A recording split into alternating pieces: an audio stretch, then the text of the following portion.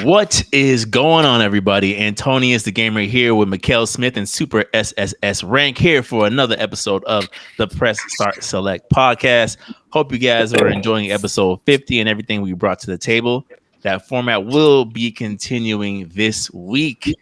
Now, fellas, we got a lot on the docket. It's only slow whenever we are going to record. We got to take a little time off. Anything more than a week, it's just bombshell after bombshell after bombshell after bombshell. So let's waste no time. We'll get right into it with some of the smaller news, and then we'll get into the big gaming news topics. One of the things I wanted to discuss first offhand is, there was an interview with the Insomniac CEO who's stepping down. And he mentioned during the interview, this was kind of funny games. He was mentioning that at one point, Resistance 4 was pitched to Sony and PlayStation. And there was some talks about it. He kind of looked at it as the game that kind of got away. He felt like they had a really good premise for it that would have worked as far as the story. Given where we're at with the gaming industry and PlayStation and kind of how Resistance is looked at these days, do you guys feel like a Resistance 4 would have worked, or could it have worked? Absolutely. Yes. Because first of all, I felt like Resistance 3 was cut short due to the PlayStation outage. And I felt like that was very unfair. Now, yes, the outage was solved, but then it's just like that window for that game to shine. I felt like it got fractured in a sense. It was a very solid game to me, bro. It was a very solid game. Like, yes, I feel like 2 had a much better multiplayer experience, but 3... Because 2 didn't let you do the co-op story, bro. Only 1 and 3 let you do the co-op story. Yeah. 2 had a better multiplayer, you're right, in terms of like deathmatch, but that co-op, there's something about that co-op story, but go ahead. But yeah, 3 was very solid to me, bro. Like, you felt like the real darkness of the world to me. Like, wow, we actually lost. And bro, we are what's left. And we have this tiny of a window to make something better. And then, to be honest, like, even with that something better, I kind of wanted to see, like, all right, they said it's not over yet.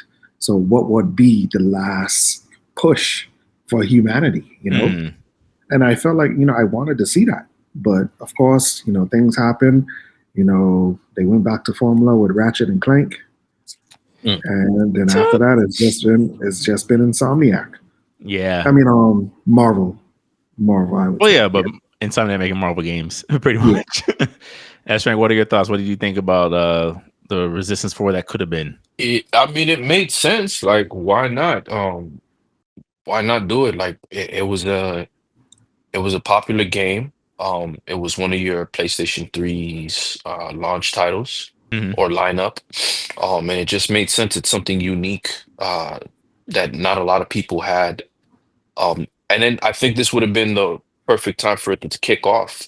There was a lot of uniqueness to the weaponry in Resistance, and I think this would have been the perfect time for it to have its own form, to be like a standard, like, yo, I have a presence here. Okay, Last of Us, okay, but also there's Resistance, man. Man, you guys played Resistance 4? I absolutely think it would have had a presence in the gaming industry. Definitely. I think it would have been great, especially with all those years of it being pent up. I could tell that this is something that would have been a great passion project for the entire staff, something fresh, something new. And going on from there, like, to me, Resistance was unique because of the weapon. They were doing things that nobody was thinking of. Absolutely. With the weapons wheel. And it was like Ratchet and Clank weapon wheel for adults. And I remember the revolver in 3. If you shot like an enemy, if you didn't do like a headshot, you pressed like the alternate fire, and it was like the bullet turned to an explosive. That's in 2011. and things like that. I think it's still a game. It met all the check boxes with gaming, as far as like a fun game. I think it was unique enough. It had its own identity and personality. It was not really anything that kind of looked like it. Yeah. You couldn't mistake it for Call of Duty, Black Ops. You couldn't mistake it for it. Had its very unique style, very unique story, and I think strong alien designs, all that. Strong alien design, especially with now, they probably had crazier designs that would have made it look even more insane. Even the name of the aliens was very point, like, oh, the chimera. Oh yeah, because they use your flesh to create them. Yeah, so Yeah. You're right there. Yeah. and that's especially with the pinnacle of sci-fi now, like I think it would have been a perfect opportunity for that for that game to flourish. Like it would have been in its Goldilocks zone of its own. I think that's what at least what I would have anticipated. I have no pushback. Yeah, I agree with everything you just said. But as far as like, because I even myself, I would bring up Resistance on like you in previous pods, even before the discussion. I said, yo, Resistance had very crazy weapons. The bullets that go through the wall, very the explosives. You need that level of innovation. If I'm fighting an alien, I want my guns to feel alien. Yes. Yep. The I don't hedgehog, want it to hedgehog feel blade. Mm-hmm. yeah, I don't want it to feel like I'm using the alien version of an AR rifle or FN. Right. I don't want that. I don't want an alien rifle to have a scope just like a human being, right? And it's Right. placed in the same direction. I'm like, yo, so you mean to tell me this alien that mastered light speed travel, that has 5 fingers, no 7 fingers, uses a scope just like me, and you would pick up a gun with the trigger just It's like not a me? It's match with just me and trusty Beretta right over here. The good so old like American Glock. so I'm just like, yo, man, this is preposterous. I'm not sold, man. And yeah, if I'm playing the game, I want to see the aliens interact with long distance projectiles and energy based guns differently than humans would. That's all I'm asking for. Yeah. Um, and I think yeah, so I thought it would have been a perfect opportunity of creativity and kind of like move the gaming industry in a different direction of thinking I with agree. with it existing. I do think the unfortunate thing is that because of where Insomniac is today and PlayStation, I don't think we'll ever see this game. I don't think it's something that we should even push for at this point. Yeah, because They're all everybody's Disney right now. it's because of especially it's a half and half, especially with them being signed to the PlayStation now. Like you are now officially a PlayStation studio. I kind of feel like when it comes to these studios, they're just gonna. It's a half and half. Like I do feel like there's room for them to pitch new things or visit old things, but Mhm. I kind of feel like the way how especially the parent company works. Oh no, here's your homework for today. Get it Right. done by this month Focus on this and only this. and only this. Because it's like, bro, like I kind of feel like, there's a sense of burnout if you don't really give your studios the room to like, we want to do something on our own. That's what Warner Brothers is going through, right? Based on the reports that we heard. Or we'll get to in a second. Because now Insomniac is just kind of stuck in this Marvel like loop de loop. It's like, oh yeah, we did episodes of Peter, and oh yeah, we also did a side story with Miles. We did a sequel with both of them. Now we got to do another one since things got cut short. Right, because now there's still that rumor that they're going to announce Venom this year. So oh yeah, and we also got the guy with the claws. Do we? Based on all the things that we've heard, it's a loop, man, and it's kind of like, bro, like it's like, Yeah. it's tough. Oh, Jenna. I was like, yeah, man, it's really tough. It's really, really tough where they're sitting at right now. And I just hope, whatever they produce and hopefully in the near future for this console cycle that, we see that there's room for them to get back to themselves. Mm. I'm with you. I guess keeping it in that same level of like smaller, still important, but not quite the big news topics of the night. There's been some rumors about what Pokemon Day could include this year. Tim, what do you think about what's been hinted at, kind of re-hinted at?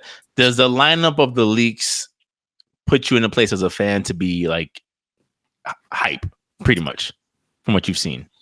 Nope. Really? Because honestly, bro, from all the leaks, especially how Pokemon Scarlet and Violet went, take it all with a grain of salt. So you feel like a lot of that's not going to be confirmed at all during Pokemon Yeah. Day? Really? Yeah. Like, to be honest, man, I'm glad that they took the extra time. Like, I'm actually really looking forward to this revisit the Kalos. Because a lot of people have been saying, they've been wanting like Johto remakes or like a revisit to Johto and Unova. And we spoke about this in the chat. Like, to be honest, bro, especially in the sense of Unova and Johto, the only thing that I would want from them is a Legends property. Okay. And Like when Arceus. I say Legends, Hmm. and this is what they're showing with this new Legends game, it does not technically have to be in the past. It can be past or like a mid-present future, and that opens up a lot of possibilities. Like, Would like you want it to take place during like the red and blue era, or like still prior to that? no, when it comes to Johto, I've always felt like their region, like, because Kanto and Johto, they on the same continent. Mm. Well, districts of Japan, but you know what I mean. Yeah. I felt like Kanto was the more modernized era, like in terms of their cities and stuff like that. And I felt like Johto was more of that heavy back in the past folklore type of feel. Mm. And I kind of felt like the folklore of Johto is always hinted, oh yeah, about the two towers for Lugia and Ho-Oh. And then you found out when Lugia went to the World Islands, they technically were not islands. He was mad at the people fighting over land, and he summoned a giant storm, which created the islands. I was like, so Which basically, only he told raises it. more questions about how these legendaries haven't killed off all humans. But go on. You mean to tell me he just pulled a Kyogre? Yeah. And then, of course, the most even-tempered, godlike creatures you ever seen. Like the patience of a Buddhist. And it's like, and also with Kyogre is a killer whale. all and the lore behind Celebi, and then of course the legendary beasts. What did they look like before they would turn into that? I don't know if I want to see that, to be honest.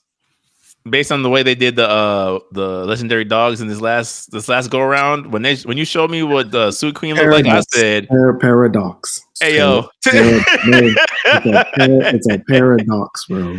Paradox. Hey yo, character designers. Hey, go ahead and pack up your things. I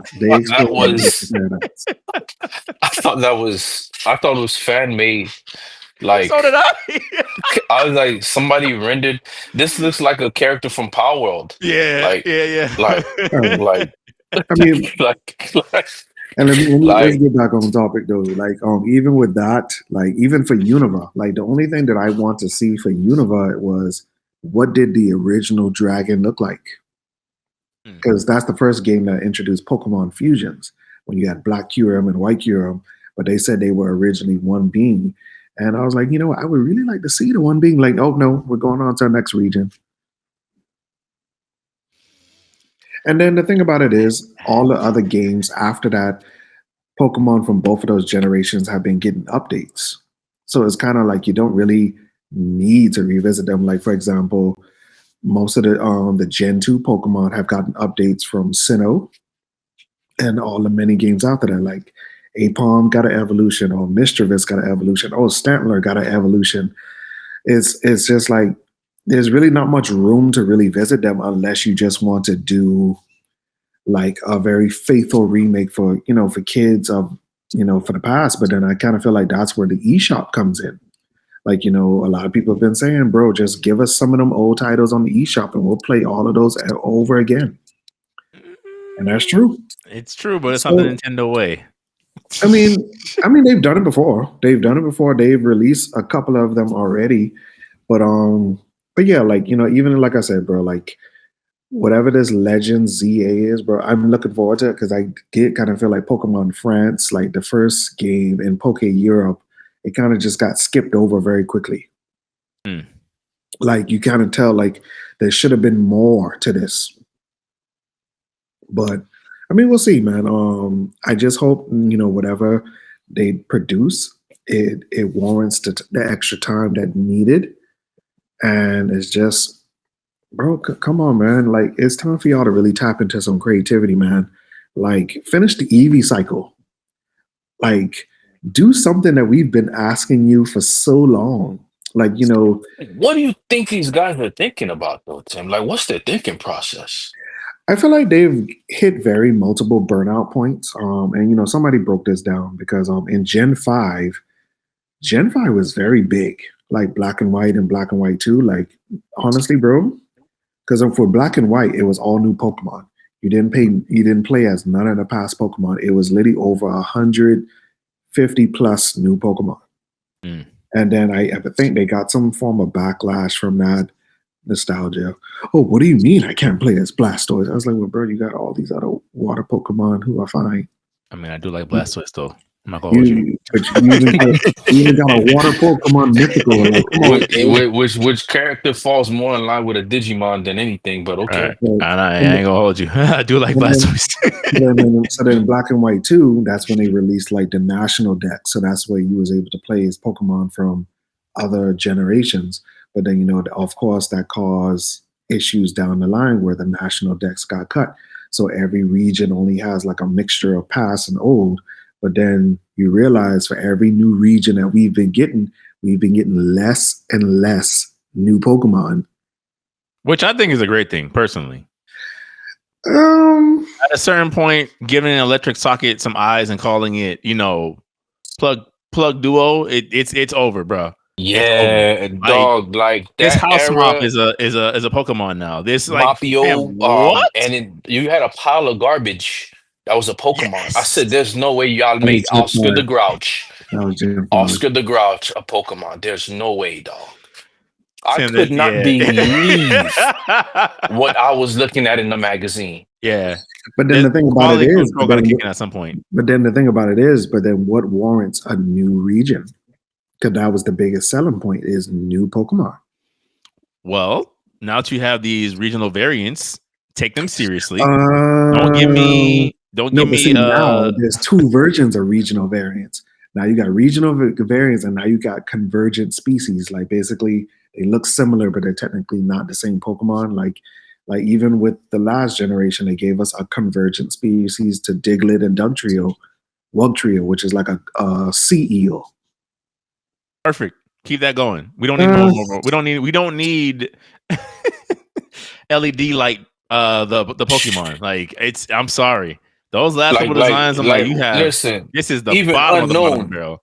Unknown. I stopped at unknown. It was getting low. It was getting wild. I'm like, y'all got Yu-Gi-Oh enemies now, dog. Like, come on, dog. They took Masigno, put it into segments, and put it in the game. Unknown. Y'all got Yu-Gi-Oh enemies, man. Nah, sir. Jeez. No, sir. No, all I'm saying is, I'm just happy that Mega Evolution is back, and I just hope this teaches them. All right, y'all ran out of gimmicks. Y'all used all the gimmicks that y'all had from that were like hinted way back from the Kanto era and Orange League era. Y'all have no more. I said so just stick with something that works, bro. Flesh out Mega Evolutions and flesh out Z moves. That's it. That's all you got to do. Not even Z moves, bro. Whatever happened to the Pokemon stones? Do something with that.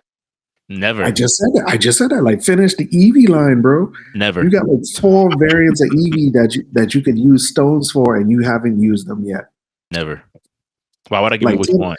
Like, to this day, why do you need to train your Eevee during the day or the night to evolve into Espeon or Umbreon? I was like, okay, Espeon is called the Sun Pokemon. You have a Sunstone.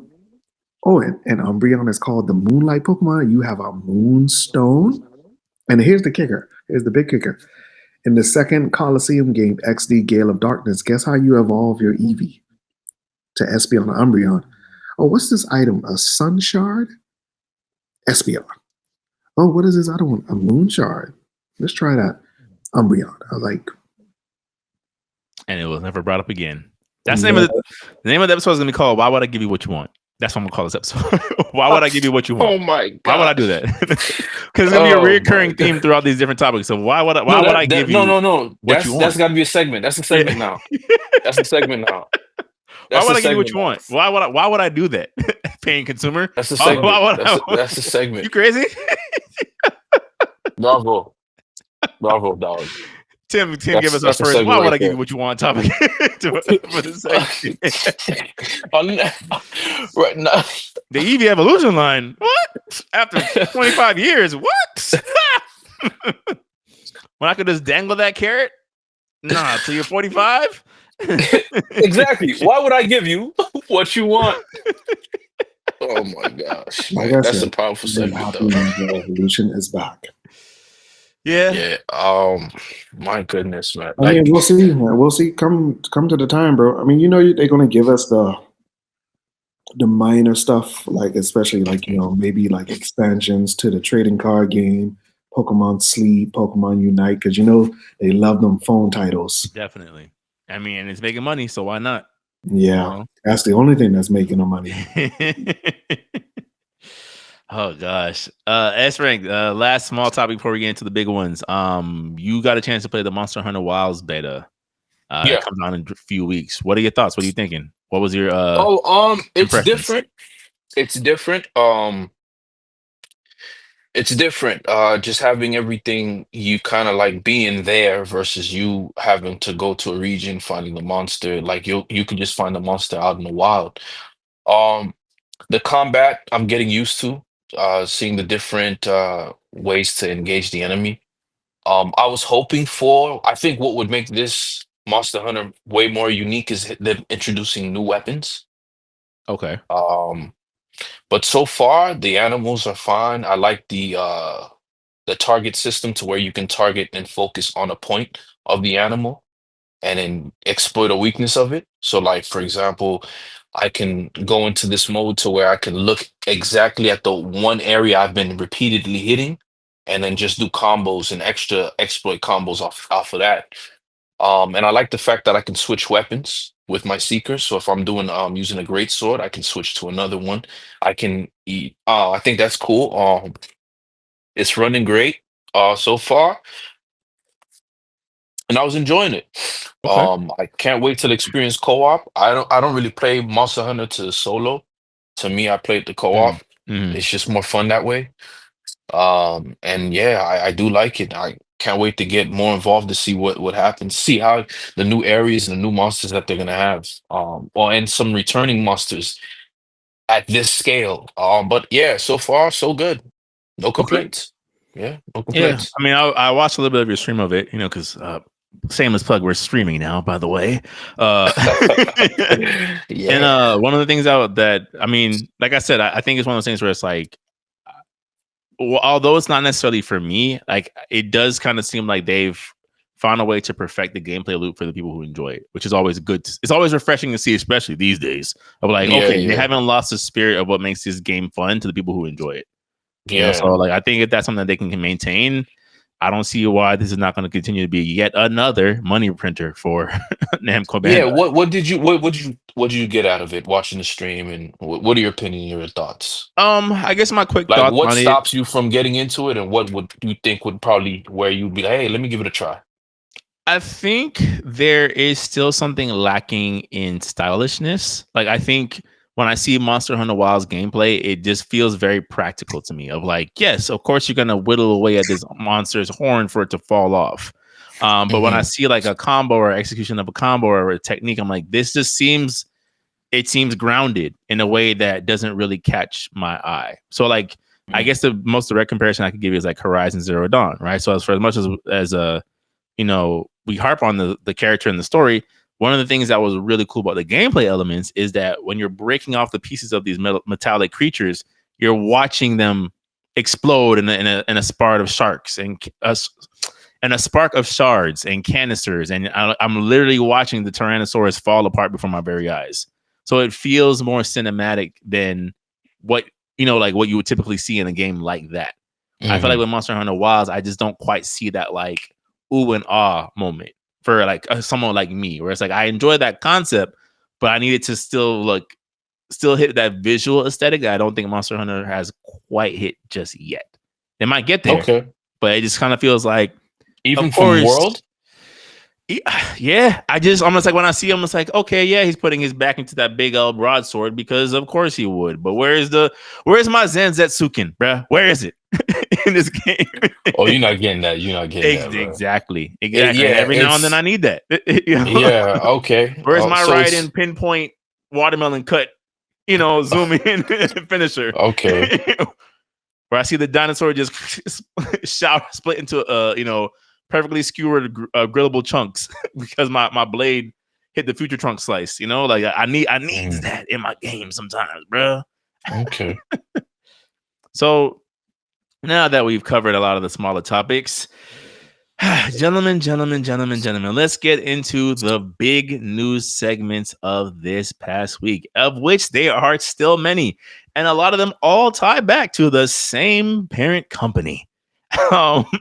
So before we get into that particular thing, the thing that they don't want to talk about, clearly, because we moved right past it. What do you guys feel about Call of Duty taking this almost Fortnite approach to their skins and guest characters in games? We're getting the Ninja Turtles in Call of Duty. Scrambling. You think so? Yeah. That has to be. Honestly, bro, the Call of Duty formula has been falling apart. Because, like, no offense, and I know the viewers probably might think I'm crazy, but to be honest, bro, I stopped at Black Ops 1. Me too. Actually, no, I played Modern Warfare 3. I lied.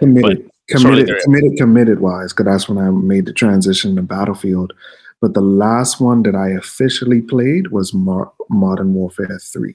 Mm-hmm. And then after that, I was just like, I paid a little bit of the campaign, and that was just it for me. Mm-hmm. I just couldn't return back to it. And seeing how it's been changing over the years, like this is the burnout of a yearly title.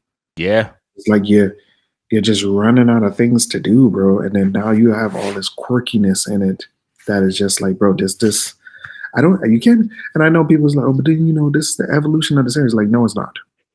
Every change is not evolution, bro. Right. Every piece of change is not evolution, and every piece of change is not good. This is just showing that, in order to make money, pop culture. And this is one of the things why I really don't really like pop culture, because there's just some things that you just throw pop culture onto it that just does not fit the narrative and the universe that you fit in. Now you just got all this random stuff. Like when Call of Duty started charging for like skins and stuff like that, I was like, bro, what happened to national progression? Yep. Like you mean to tell me I just can't get like 500 in-game credits and just buy this? It's like, no, like, oh, this is a whole separate DLC pack that I gotta pay actual money for. Yeah, and even some of the things that seemed cool at the time, like for me, I was all for their like stage changing mechanics, like when they did the Godzilla Kong crossover last game of like, okay, you're fighting on this like raft as King Kong's escaping or whatever, and you could be used as like a kill streak perk. I'm like, that's innovative. I like that. Playing as Nicki Minaj is not innovative. Like that's not when I playing as Homelander is not innovative. It's with a Fortnite. gun. With a gun. Crazy. Like, what are we doing? Yeah, I just think it's a CEO on a Segway just going through the office cubicles, looking at what people was doing, and just saying, "Hey, why isn't Nicki Minaj in this?" Listen, the only time that ever worked was for Tekken Tag 2 when they gave Snoop Dogg that stage. I was like, it was just a stage. That's it. Yeah, that's it. Yeah, I mean, Cristiano Ronaldo going to be in that next SNK game, so the way it's looking. Yeah. Hey, hey, let me play this fighting game because my favorite soccer player is in this. Right? How does that sound in a marketing pitch to anybody? I was on the fence about this FIFA related content, but it's who? Oh yeah, no, I got. What's the gameplay going to be like? Yeah. I mean, like the day I show Speedy's a DLC character, I'm like, man, him and Casanat, bro. Yeah, like, tag team mechanics. Like, okay, put him in wrestling. I'll take that. Yeah, WWE Entertainment. Yeah, something like that. Yeah. But other than that, man, like I think Call of Duty's just scrambling. Like they for whatever reason, it's just a cash grab. They feel like they need to do more. If it stayed military base, that makes more sense. But like, okay, maybe a famous streamer that specifically plays that Call of Duty. Yeah. Okay, I'll take that. But like, Nicki Minaj, Pete Davidson, 21 Savage, 21 Savage, Young Thug, like, no, man. Right. Lil Wayne. Right. I don't care. And they might play these games, but I don't know because they've never told me. So why would I want to see? Why would I want to play as them? with no Yeah, disrespect to them. It's like, why would I want to, as a game player, want to play as a celebrity? It doesn't make sense. I mean, I guess the long story short, like, salute to Ninja Turtles to getting their name out there, because Lord knows they seem like they're collaborating with any and everybody these days. And I'm not mad at it. I'm glad to see more attempt to get the brand out there, but I'm just like, yo, at some point, quality control got to step in. The Street Fighter skins was already a stretch, my guy. Like, y'all just putting turtles with Just everything. give us a game in collaboration with IDW Comics. That's all we want. That's all we want. Why would I give that to you, Tim? yeah. It makes sense. Give us our 2 to 4 player co-op game. Why would I give that to you, Tim? Why? And like my whole thing is like, you guys did this to yourselves. You spammed every Call of Duty imaginable. The day Battlefield decides to come back to its glory, Kerput. Mhm. Kerput. If they can figure out that Voltron setup they have for the next game, boy.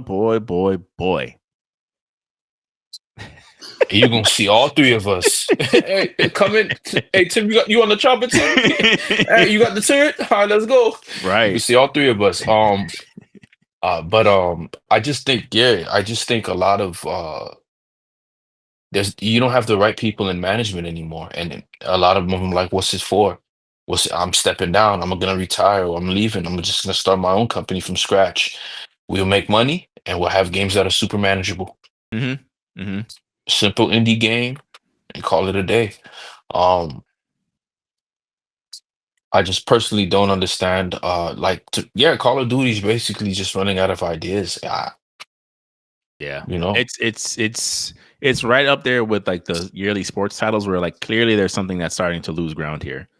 They won't admit it, right? We won't know about it until like it's too far deep to go back. But I'm like, clearly you guys are losing your stranglehold on this yearly turnaround. People are starting to be like, especially, given the economy where people's wallets are tightening up, like, why would I get 2K26 again?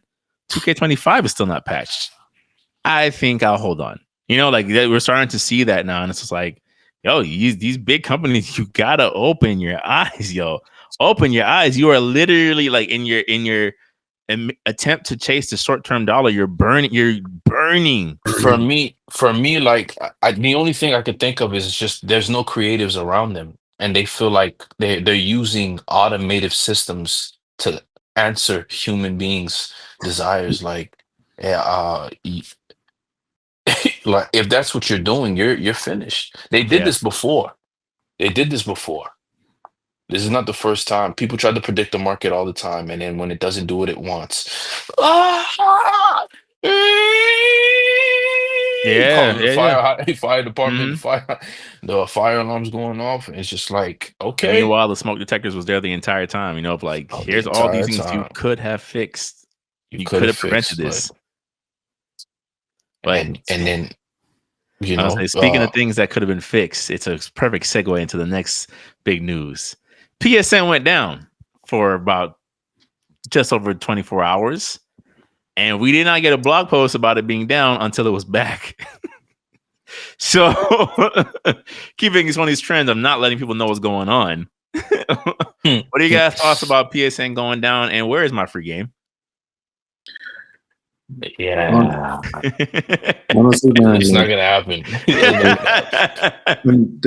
I was really honestly, man, I was very happy for Sony during the PS4 era. I kind of felt like they righted a lot of wrongs and they were very focused. But I kind of feel that due to the shifts in this gaming economy, their heads have shifted again, and now they're really adopting like this Apple monopoly type of mindset, and now they're just becoming very cold, very very cold. Like that was very serious, bro. Like, because you got to realize, bro, there's an era of people, and we're a part of that, who have been scarred by that. It's like, yo, is this a hack? Yep. You didn't provide PTSD flared up immediately. you didn't provide no type of feedback, no type of like awareness about the situation, because luckily for me, I don't keep my card attached. Whenever I make a purchase, as soon as I'm done, I delete it. But then there are people like, no, they don't live leftover. There's some people who have such brand loyalty, they will keep their credit card attached to their PSN account. Yeah. For me, I do have my credit card, but it's my credit card of like where I can. Hey. That wasn't me. Matter of fact, let's just delete the whole month. And play it safe. But yeah, like it's tough, man. And then of course, of course, yeah, people got over it because luckily it didn't last over a day because that would have been scary. Because I remember the PlayStation outage. Bro, how long did that last? It was just under a month. Just under a month. Oh, that was. Whew. You turn your PS3 on, nothing. All right, give it a couple more days. Cut it back on, nothing. I mean, yeah, they're giving you 5 free days. PlayStation 5 free days? No. Oh no. Yeah. I mean, it's. I guess it depends. It's better than nothing. Like I'm not gonna say that to be like negative, but like to be fair, for 24 hours. For 24 hours, okay. They didn't have to give us anything. Back in time. Yeah. Like they didn't have to give us anything to be fair. But it's just like I think my whole thing was like Tim said. I think we're starting to see this new era of Sony where it's just like, yo, where is the communication? Yo, where are like the active updates? I'm not saying it has to be a conversation between you and your fan base, but like, hey, here's what's happening. We'll have an update for you as soon as we can. Hey, here's what's going on. We're even with the PSN going back up, it just started. Like I think Tim, you hit the chat of like people's accounts are starting to go back online. It's like, Sony, where was y'all at? Like, where was y'all saying like, hey guys, things should be restored right about now? Like it was like we finding out in Reddits and Discords and peer groups of like this $1 billion company server is back up and running. Is wild. It's wild. But I think that it was worth talking about because it then ties in, of course, to Sony's state of play this past week. Now, I've had some time to sit and think about it. I do want to walk back a little bit of my harshness towards the state of play. I think in regards to, again, speaking of communication or lack thereof, had Sony kind of gotten ahead of it and said like, hey, do not expect to see these games there, it makes the state of play a lot more enjoyable in comparison. Because for me, while I enjoyed a lot of the IPs that were announced, and of course we're going to kind of go into them, I kept waiting for the big first party announcement, like the big one, right? Like here for the first time ever, the gameplay exclusive of whatever it is, maybe like something that we're all like, hit the group, and it never happened. But that Blood Dawn, the game. It's just like, but I think that's something where it's like that could have been prevented had they just been like, hey, this is like, for example, we knew that we weren't getting Death Stranding because they're like, yo, Kojima's having his own South by Southwest event in like 2 weeks. You're not getting a trailer. Like it was like that was like 2 + 2 = 4. You're not getting anything Kojima produced at this state of play. But I'm like, okay, keep that go. Are we seeing Insomniac? Like, is the whole thing? Are you guys doing this to try to keep us tuned in? Like, what is the thing here that like? Why do you guys feel like playing it vague and allowing expectations to like shoot through the roof? How does this help y'all? What are your guys' thoughts? To be honest, bro, I kind of feel like it goes back to where companies have cut back on marketing, where they just want us to build a hype in the news for them. Because when you really look at it, it has worked in their favor. Because like in terms of content creators or people just who want to stream in general, like you've turned people into something that they never probably even would have thought about. Now, in terms of, for me, you launched this new system that you are obviously trying to sell, because I do feel like the wave of the people who are just brand loyalists have already gotten it. Scalpers have already gotten it. They probably have got their money already. All right, so moving forward, how do you push these new systems? And I kind of feel like you're not really releasing anything that people want to say like, oh, I need to get this for PlayStation Pro. And, I do feel like, that's where your first party titles come in. Like, yes, you did show us a first party title, but I do feel like it's from one of this. No, I'll give them their credit. They showed us a few. Housemarque is a great studio. I will give them their flowers. They have created some very phenomenal games that are different, I would say. But then, Sony has, and I kind of think Sony has like marketed this way, like our big, like in a sense, like an anime, like a big three. your Naughty Dogs, your Insomniacs, and who's the other one? Sucker Punch. And it's like, because okay, Sucker Punch is the only one that has really showed us something as of recent, and especially with the whole contrast with Assassin's Creed, a lot of people were expecting that. What Yeah. is the gameplay of this going to look like? And I was like, okay, nothing Japan over here, okay. And it was just kind of like, okay, that was very interesting. But I guess to be fair, like, do you feel like, say for example, they had done Ghost of Yotei gameplay? Do you think that would have made the showcase better for you, like by default, or not necessarily? It would have stepped it up a grade. Okay. Overall, Okay. I gave it a 7. I gave it a 7 out of 10. Mm. There were some interesting third parties that they showed. I liked the presentation of how they showed them, but I just kind of felt like, bro, as a company that really barks at you about their exclusivity, where was it? Where was it? Yeah. Even some of the announcements, like I did think it was weird that like we got the showcase and then afterwards got a blog post that we're getting more DLC for Astrobot. I'm like, you didn't think that your Game Award winning game deserved its own slot during the state of play? Again, guys, I don't think these gentlemen understand, or like It would have been cool to see an Astrobot trailer and whoever these 5 new mystery characters are going to be. Right. I just They thought that don't- was so weird. they're not aware of. Yeah, I'm telling you, the person that's in charge of this at the board or staff meetings, they're not people that play. They don't understand what games are, and so they just use a sheet.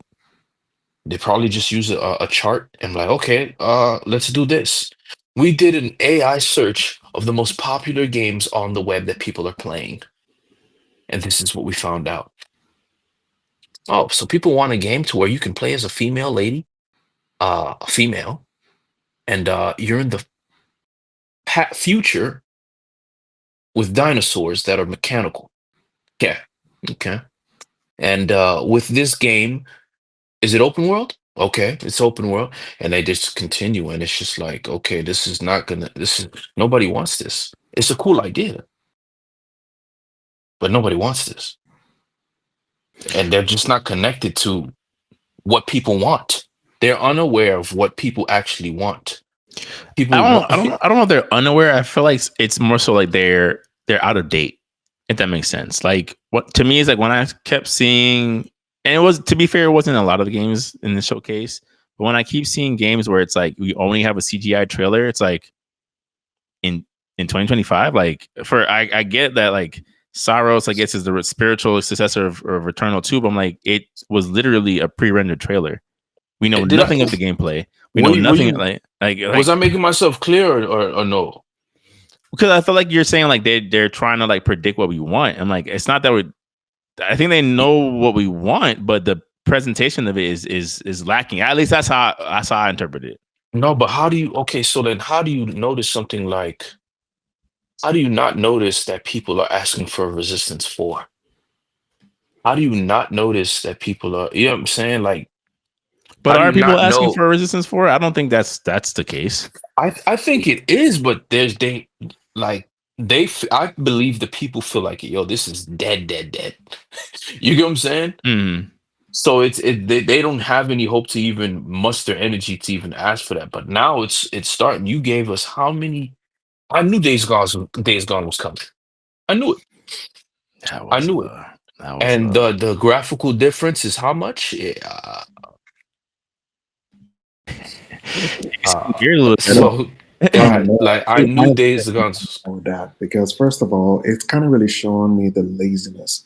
So instead of just patching the original game that you have now that people have bought, downloaded and done hours and hours of playtime, uploaded to Facebook and all that other stuff, because I've seen them horde mode videos almost every other day. So instead of updating it, you just rather do a copy and paste digitally and on a disc and say, oh yeah, it's coming with these new enhanced photo mode, or a permadeath mode, or this and that. Is like, no, we don't want that. A co-op component would have been nice. That would have helped a lot. But then my thing about it was like, there was this whole discourse back with them, like Sony denied us a second one. But I was like, you would put all these resources to a remaster, remake, a copy and paste with like 2 to 3 editions, but not a sequel from a studio that has been dormant since Days Gone. Mm-hmm. So it's kind of like, so you mean to tell me, and this is where my real beef with Sony is, you went so ham with like acquiring all these different studios to make this a team, this Justice Unlimited team of studios. We ain't gonna talk about one because we already know what happened to them. So this is what the rest of your team is doing. Sony been a great studio, by the way. Yeah, and this is what you're just resorting them to. Just so they basically made the same game twice. And the thing is that people actually like Days Gone. Like, I know like people who are like really enjoyed that game. So like it's weird when it's like you see something like that. It's like you guys, again, I guess to Jory's point, it's like you guys are acknowledging that people are interested in this, but you're not gonna actually try. You're just gonna add a paint job to it and be like, well, if you guys support this game, maybe you'll bring back Days Gone too. Maybe. It's not for me. It's not even that. It's just like, oh, what's the point of these consoles? And what are you guys gonna? How are you gonna sell us the new consoles this time around? Like, what's gonna be there? I see no momentum. Ghost of Yote, how many times are you gonna sell us that? And to be honest with you, I don't think you should even tease those games yet. From the way this console generation is gone or going or heading to, what's the point? Why should I even show you that? This state of play, it should have been, hey guys, this is gonna be a state of play. Um, keep expectations mild. That's it. Just and then even relying on people doing the advertisement for you, you're still wrong, Mm-hmm. right? You're still wrong. That's not what it's supposed to do. That should be like the bottom of the level because that's just a different form of how word of mouth used to be. Now you're lucky that now word of mouth now just happens to be on a YouTube video where people can watch it over and over again. It Right. should not be man, we don't have to do it. Other people will do it for us. That's that's not how it works. You're going actually backwards when they've already solved this. You continue to advertise. I'm not saying go crazy and turn the entire uh Manhattan subway station into a Spider-Man ad where I'm not telling you to do that. You know what I'm saying? I'm not telling you to do that. I'm telling you to continue to push your product and then let that be an add-on to people pushing your product out even further. It should have never been like if a movie's good, let them word of mouth do it. You know what I'm saying? After people watch it. If a game's good, let the people who purchase the game campaign for the game versus oh we're just gonna like yeah let's just get the hype build up. They're gonna really believe this is gonna be a best one and we're gonna get all the advertisement we need. No, half of those games were third party. Yeah, it actually reminds me of something that Tim said like many pods ago when he was like, these companies now are relying too heavily on the content creators to do their advertising for them. Like they don't want to market their games anymore. It's like we're gonna do these things. We'll let the heavy hitters do like a behind the scenes 7-minute preview where they'll make 45 different videos and that'll be it. We won't do anything. We won't announce anything. We won't like offer a feature. None of it. We'll just hey, let your let your favorite content creator break down why this game is going to be awesome if and when it comes out. Yeah, and especially being the first state of play of the year, especially how things ended last year, I just kind of felt this state of play should have been first party focused. Mm-hmm. I felt like it should have like, all right, what? Especially after how you brought out this new system and then the attachments and all that other stuff, we've gotten past that hurdle, I guess. What are you doing to really keep this momentum for that? Because, like, I'll be honest with you, bro, Metal Gear Solid Delta is not doing it for me. Yeah, I mean, let's just go. There was some good third parties. I will definitely give them some credit where it was due. Like Tales of the I was gonna say let's go through some of the games that were announced and we'll just give our quick thoughts on unless something had more thoughts. Do we have anything to say about Borderlands 4? No, no. And the simple fact that they're trying to release it at the same time as Grand Theft Auto, I was Bro, like, oh, bro, that's very bold. yeah, I'm like, they must know something that we don't. Like he on that screen like, hey guys, I know y'all are waiting for. I'm like, are we waiting? No, Are we no, waiting for? hey, listen, Another shooter, we just didn't see it. so Okay, another we looter just shooter didn't where see you're it. just gonna have two to We two to just didn't three see it. You story feel me? expansions. We just didn't see it. I'm like, they We must know just something didn't that see it. we don't, yo. No, Like, no, I no. don't. Again, Ant, we just didn't see it. We just didn't see it. The guy was invisible. Invisible gunman right behind, buddy. Listen. You Oh, better no. smile your way Yeah. to this drill. I don't care what the movie reviews were Amanda like. Waller. Amanda Waller got a device attached to the back of his head. You familiar with Suicide Squad? And I'm like, yeah, you better sell this game, boy. That's funny. Come on, like Yeah, there's no way. And then like I knew this game. I knew Borderlands was uh, in a bad spot when I saw the cast for the movie. yeah. Because honestly, bro, I feel like the series peaked with two, and it's just plateaued ever since. Yeah. Yeah, that's kind of the vibe I get too. Of like, I'm not saying it's necessarily bad, but I just don't think it's growing. It's not getting better as a Yeah, franchise. because I know they did a prequel. The Telltale games, those Borderland games, those were pretty good to me. Mm. Tales of the Borderlands. I played the first one. I haven't played the second one yet, but that was pretty good to me. But I just kind of felt like all the pre sequel that they released, and then Borderlands 3 and all those other side stories. I just kind of felt like it was just too much clutter, Right.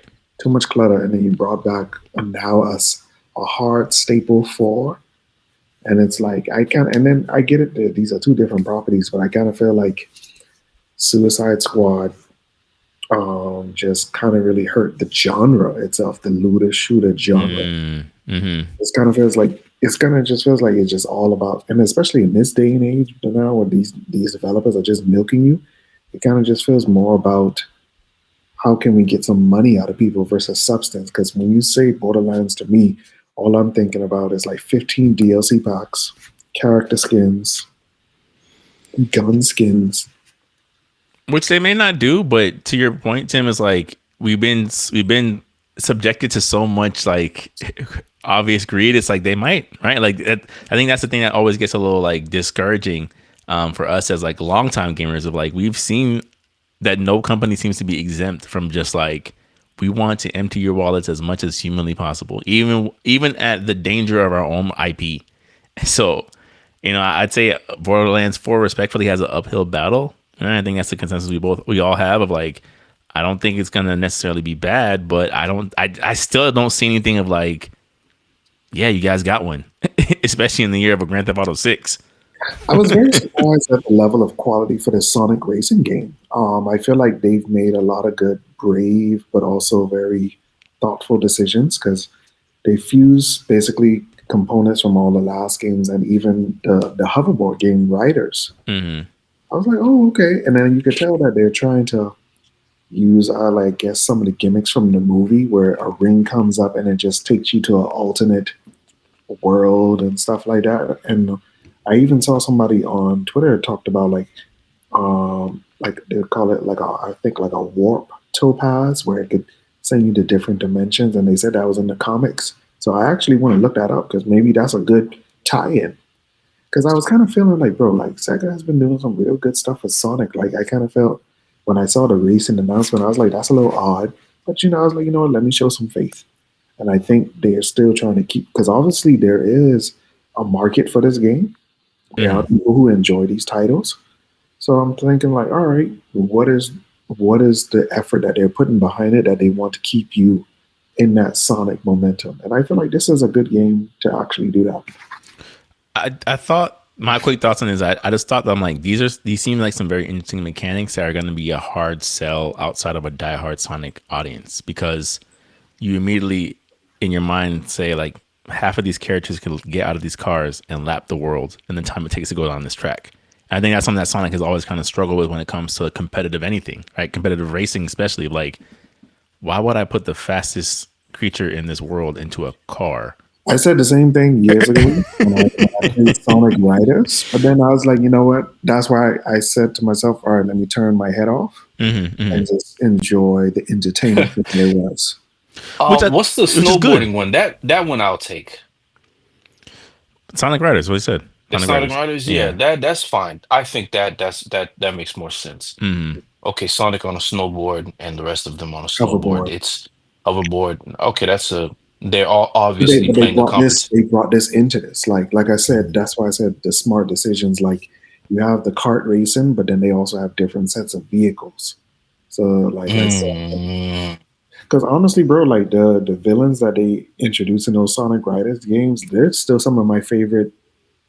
They're not really villains, but like they're like, but yeah, like if you see them, like yeah, we beef from time to time. Like the Babylon Rogues, the birds. So, like I said, man, I do feel like this is a good step in the future to keep Sonic fans happy. Because when I really look at the Shadow game, and this is something that I agree with you at. Like, yes, it was a good revisit to the Sonic. I would say the boost formula, the generations formula. But then, yes, the Shadow storyline is only going to hold some people for so long. Right. We've already released the movie DLC, which was basically a skin and a helicopter battle. Done. So like we are pretty much done with the game. So what is it with this? Especially as Sega's really trying to keep as much momentum as possible, and I'm thankful for that. So they're trying to say like, all right, well, how do I hold these? Especially since it's one of the pillars to our entire company. How do we keep them happy? And I feel like this is a good middle ground. Yeah, I mean, again, I'm more so glad that someone's at least throwing their hat in the ring when it comes to competing with Mario Kart. Right? I think Mario Kart had the monopoly over your IP in a race car franchise. Like, does no good for anybody. So I'm glad that Sega at least is like, hey, we'll give it a go. We'll try again. We will. And I think this is their third one too. So I guess in your terms of like turning your head off, like that's kind of where I'm at too. Of like, hey, we're not getting any more crashing racing. There's no more Diddy Kong racing or anything like that. If you got to put Sonic in the convertible, okay, let's see what happens. Do you have any thoughts about Yakuza and Dave the Diver having a crossover? Okay. I feel like I'm like, is Dave the Diver like this? Am I missing something as a gamer? Like, is Dave the Diver like? We are missing something, man. Right? Like they had a crossover with Godzilla, now a crossover with Yakuza. I'm like, is this like just like the game I've been sleeping on? Like, I don't understand what is it that everyone keeps like? Yeah, we would love to collaborate with you. Yeah, I think it's just one of those quirky titles where it's just there for the pure insanity of it. Okay, like Goat Simulator. Yeah, and I feel like sometimes it works with certain things because, like, for example, you can kind of really look at it as like, look how Fortnite. Oh, we're gonna bring so and so to Fortnite, and I feel like that's so Sub-Zero. Yes, bro. But then apparently it works for them. Apparently it works. MK4 Sub-Zero. It's a DLC, so I mean, I'm very happy to see Digimon games back. Yeah, I know, right? No, it's ridiculous. My next topic was Digimon, but just in terms of like crossover, I'm like, man, okay. I remember a time, and I'm about to date myself again. I remember a time when having Sub-Zero and NBA Jam was considered quote unquote controversial, but a game for the kids. Hey, Sub-Zero is about as family friendly as you can get these days, right? It's like quietly, sure, Sub-Zero. Sure. But yeah, Digimon, right? So as y'all know, the chiropractor, Sub-Zero, crazy dog. Hey kids, you want to know his signature move? You ever seen the spine separated from his body? But yeah, just Digimon. Like removing gum from the bottom of your shoe. It's all in the technique, all in the reverse. Oh, God, it's tough. But yeah, Digimon getting a new game, its first big console game in about close to a decade. At least that's getting a worldwide release. And you guys both know I have a love-hate relationship with Digimon, like I do with most of the things that I enjoy, because I seem to love things where they don't give me what I want ever. And with this game, I think Jory, you had hit the chat of like, am I excited? I'm like, I'm about as neutral on this as I am with most Digimon things. Like most of the cool things that they done with It's Digimon, different. it is different. And I That's think it. That's all I'm saying. It's different. I think like Digimon, just like a lot of these other properties that we've enjoyed, is like it's another one of those things where like they know there's gold here, but they're not really willing to put in the work. You know, of like, okay, you guys want to do all this Digimon adventure related stuff, but half of it never comes to America. You have season 2, which people like, and you keep giving them the short end of the stick. Why does Davis always get the worst movies?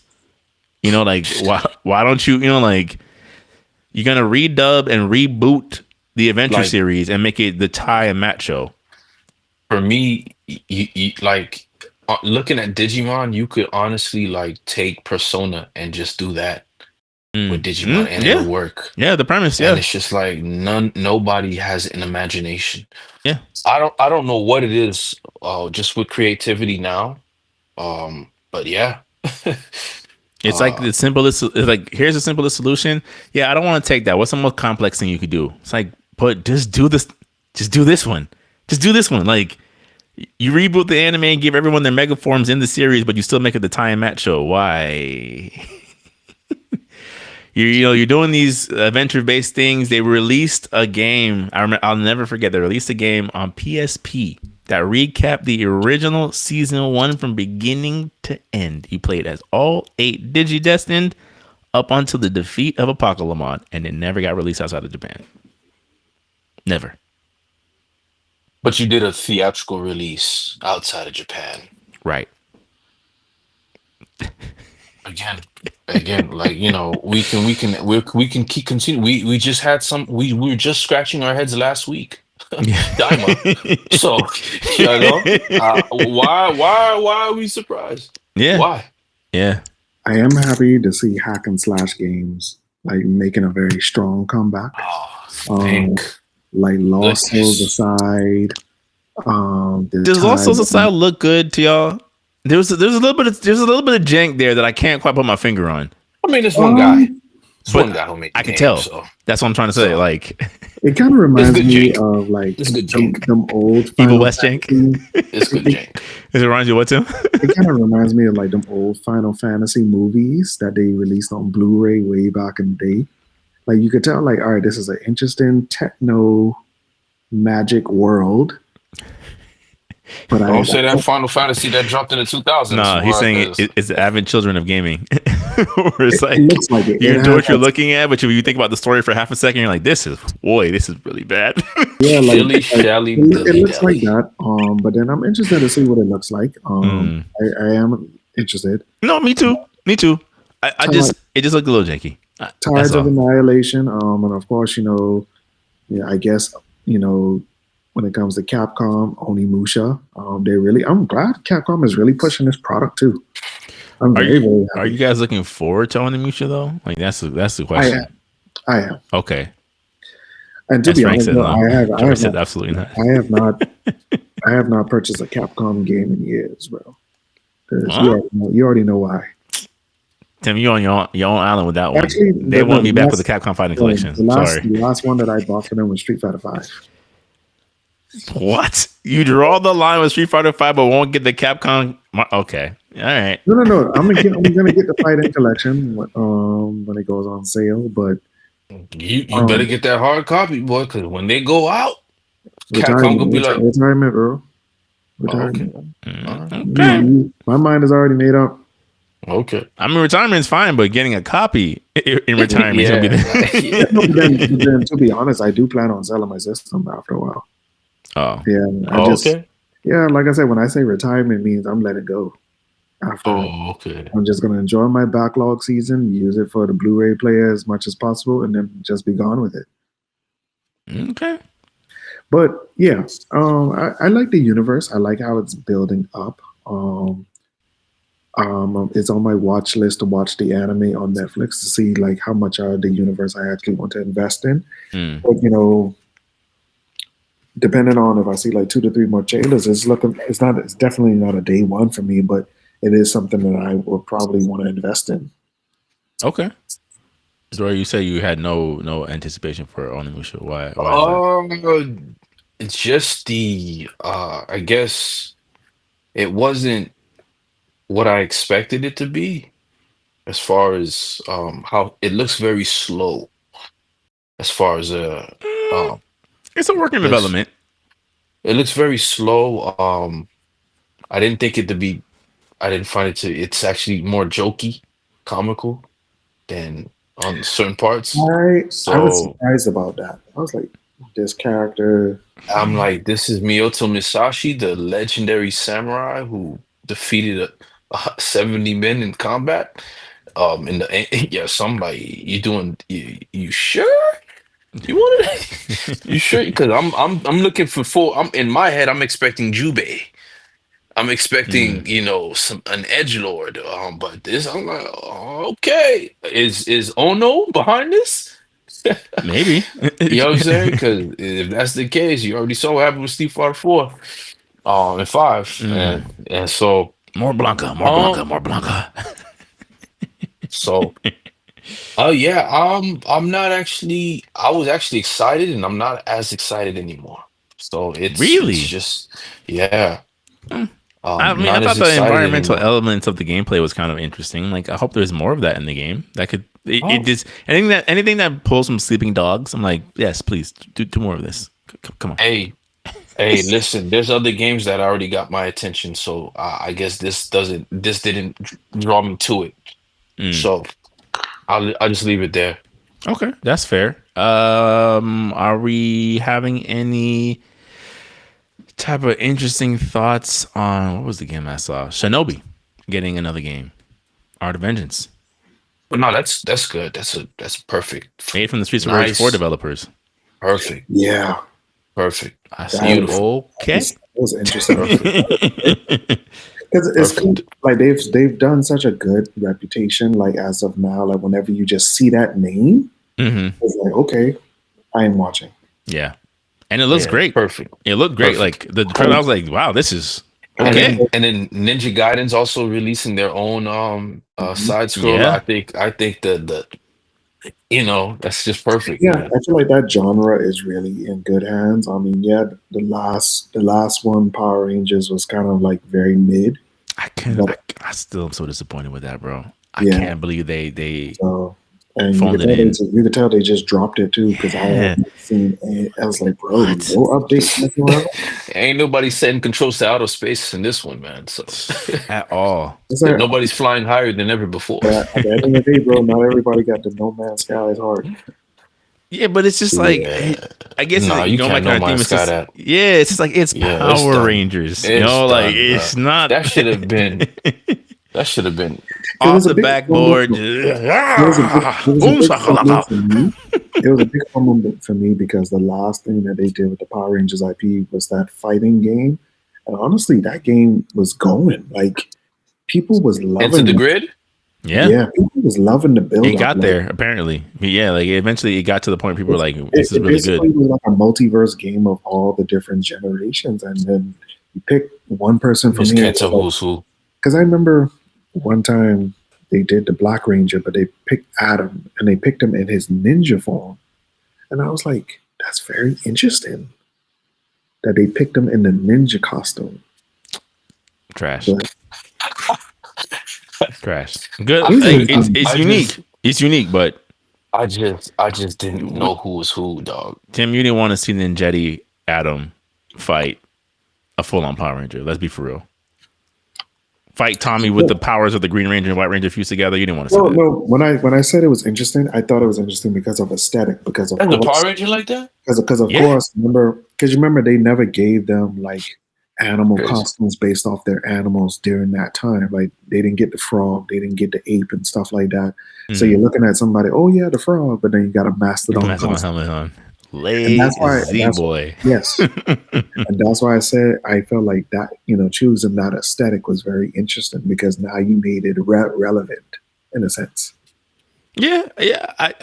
Again, to me, like, there's certain things that when it comes to certain IP, But I'm just once like, you brought in Ryu and Chun Li, I mean, you got to bring in Ryu and Chun Li. yeah, Come it on was now, dark. Tim. You It gotta, was you dark. gotta bring in Ryu and Chun It Li. was dark. Oh man, Bro, Oh, that was I am hilarious. so done with guest characters, bro. yeah. And if they're Like, not around, then Ken and Cammy. Like, come on, man. Like, Ken and Chun Li, let that be it, bro.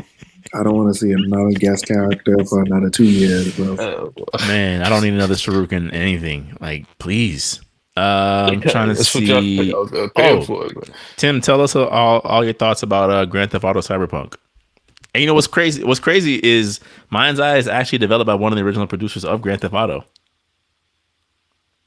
Um, Yeah, he started his own company. it has potential. That's why it looks like that. It has potential.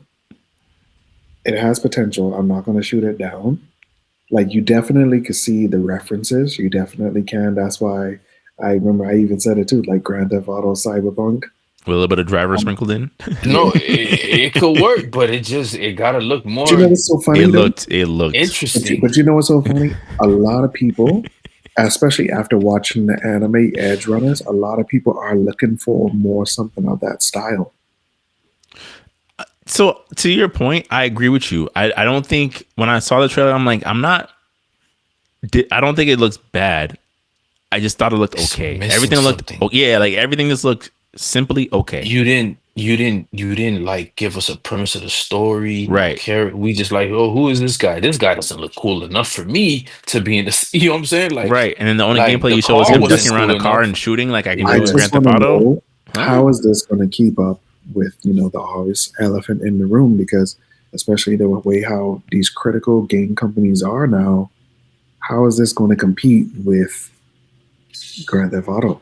And it's not to say that this is like exactly one for one and the same, but if you do mention that, oh, made by one of the original creators, you see you've already put in people's minds that they're going to compare this to that.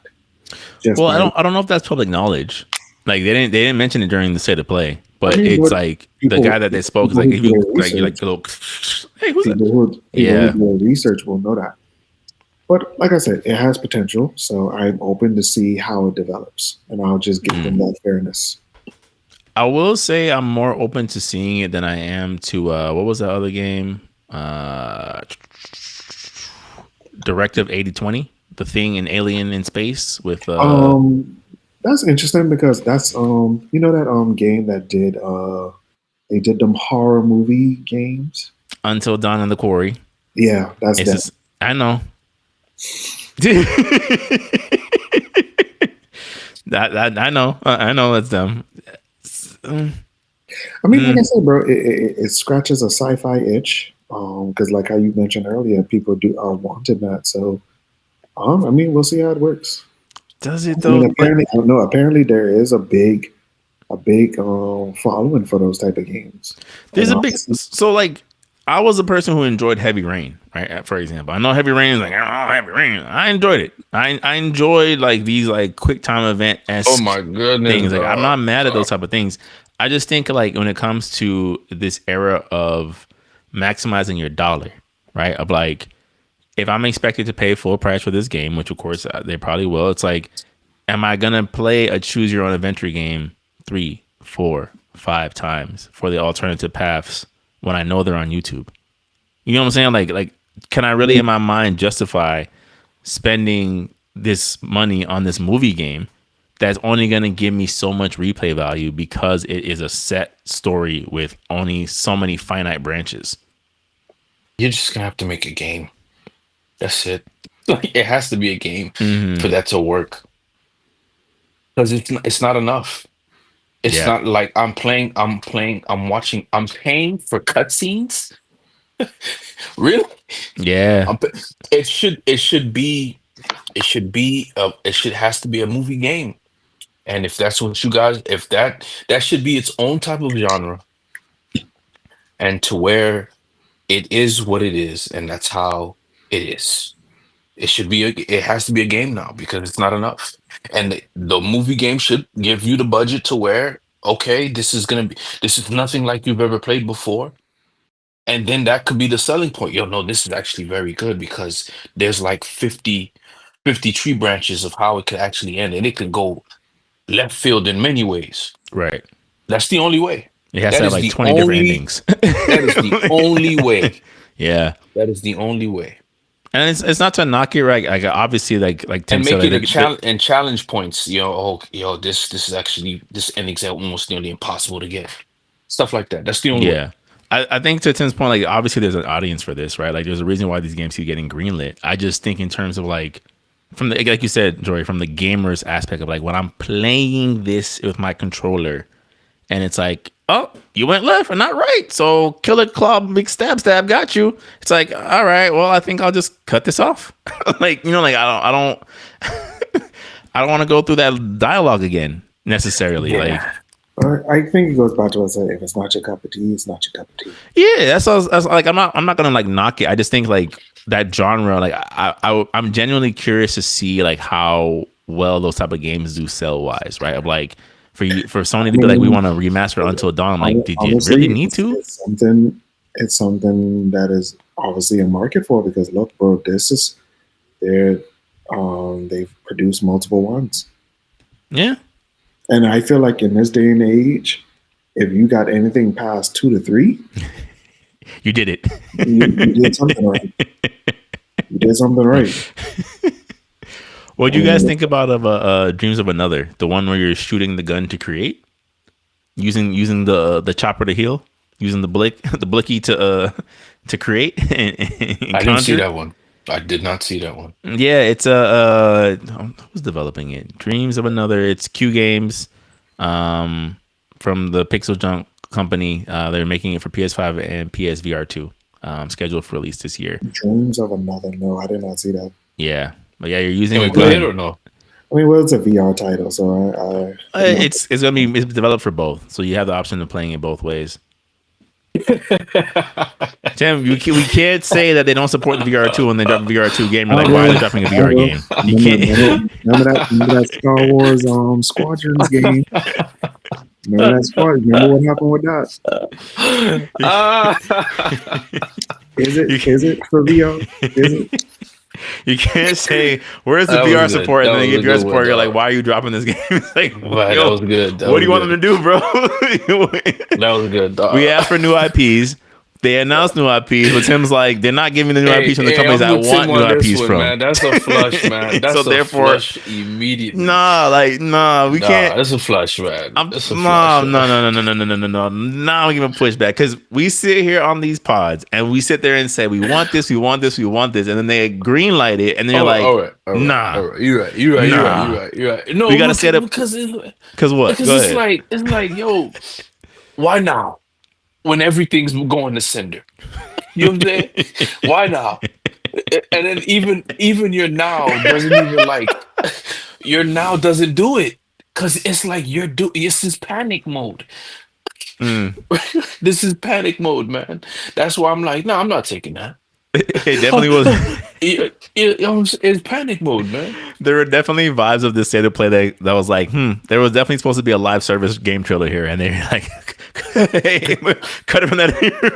Reach it. To be honest, bro, that's what I think this was. Like, you made up a very fair point. You could tell, like, due to the fallout of Concord, and I would just say this whole business model across the board because it's hurting everybody. More combat is in shambles because of it. Excuse me. Yeah, I just feel like still don't know how that happened. I think that whole focus has really shifted a lot, and everybody's just trying to scramble to present something else. Yeah, I guess we'll see how it plays There's out, no bro. resources for something else. Yeah, I mean, we'll see how it plays out, man. It's just as of now, this spring is looking pretty dead in terms of release. Yeah, I mean, there's certain things. It's. I think this spring is gonna be like if you're into these particular genres, then you have something. But like in terms of what you're saying, Tim, is like in terms of more of like a wider appeal games, there's not many. You know, Yeah. like we're gonna lose Jory for like a month once he gets Monster Hunter Wilds. You know what I'm saying? Like, but that's a Jory game. Oh, Like, no, I mean, the way I see it, I don't know, man. You yeah. feel me? Oh well. But what I'm saying No, is not like that would Monster be Hunter, but yeah, I get you. I yeah, get like you. that would be a big release in like something that you enjoy. But it's not something like Yeah. yo can't wait to jump on with you, bro. It's like nah. You know. Is there any other games that we didn't cover that you guys feel like deserve like a conversation? Just based off a quick skim through. I mean, You could go. Soros is Soros. I mean, you can only really see like how that plays off. I did like some of the more quirkier titles like the Midnight Walk, Mm. Darwin's Paradox, Hmm. and even like this post-apocalyptic. I would say, I gotta say, are they demons type thing? Oh, Hell is the hell us. is us? Yeah. Yeah, I was like, that looks very interesting. mm.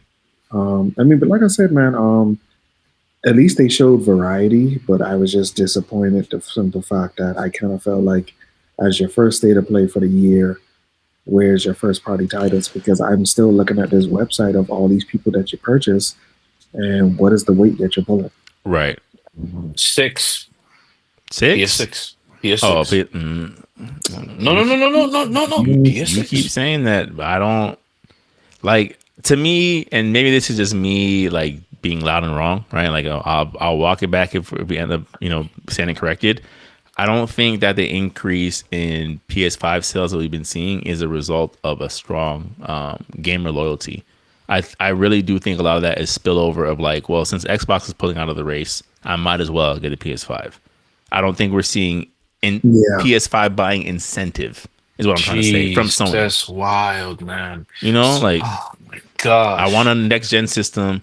Xbox is not really gonna try anymore. Let me just get a PS5 because it's familiar and like I don't want any more loading times. Versus here are these must play like bro, you didn't play such and such yet on the PS5. But hey, look, man. I still think they're gonna either do that for a great lineup rollout. Just have all these. With That's what what? I'm thinking they're gonna do. With They what? just they're gonna have games. That's it. They're gonna right now this sabotage everything we're doing now. We're just gonna save it for the PS6. Well, release Ghost of Yote 7 times, then we'll convert it to the PS6, and then Days Gone as well. Right. We'll And drop yeah, Intergalactic. It'll fry the chips in all of our PS5s collectively at the collectively. end. Oh my gosh! No, I have to get a Right. PS6. There goes my disk drive again. That's exactly what we wanted, man. You know what I'm saying? Like, Mission yeah. accomplished. Good job, Neil. Yeah. But yeah, dog. I just honestly think that that's what they're doing because it's right. What else can you do now? There's nothing. There's nothing you can do to make the PS5 a sell. It's done. This Yeah. console, like it's done. Like Phil Yeah. Spencer last week, 3 days ago. Hey, it's over. I wouldn't say it's done. I just do feel like they're just like really like how we just said, they're relying on third parties to sell the system. Now the fact that Then one party has exited out the race, they're trying to bank off the fact that well, all you got is us. Because when you really look at it, Nintendo, most people I would say for Nintendo, they buy a Nintendo because of their niche based games. Now, yes, if there is a certain port that's over on Nintendo that's good enough. Hmm. Yes, people would still like, all right, I want something that's more on the go, so I'll get it on the Switch. Now, I wouldn't say it is done. I just would like to see, like, all right, in this particular year, we really need to see of all the things that you purchased, all the things that you acquired.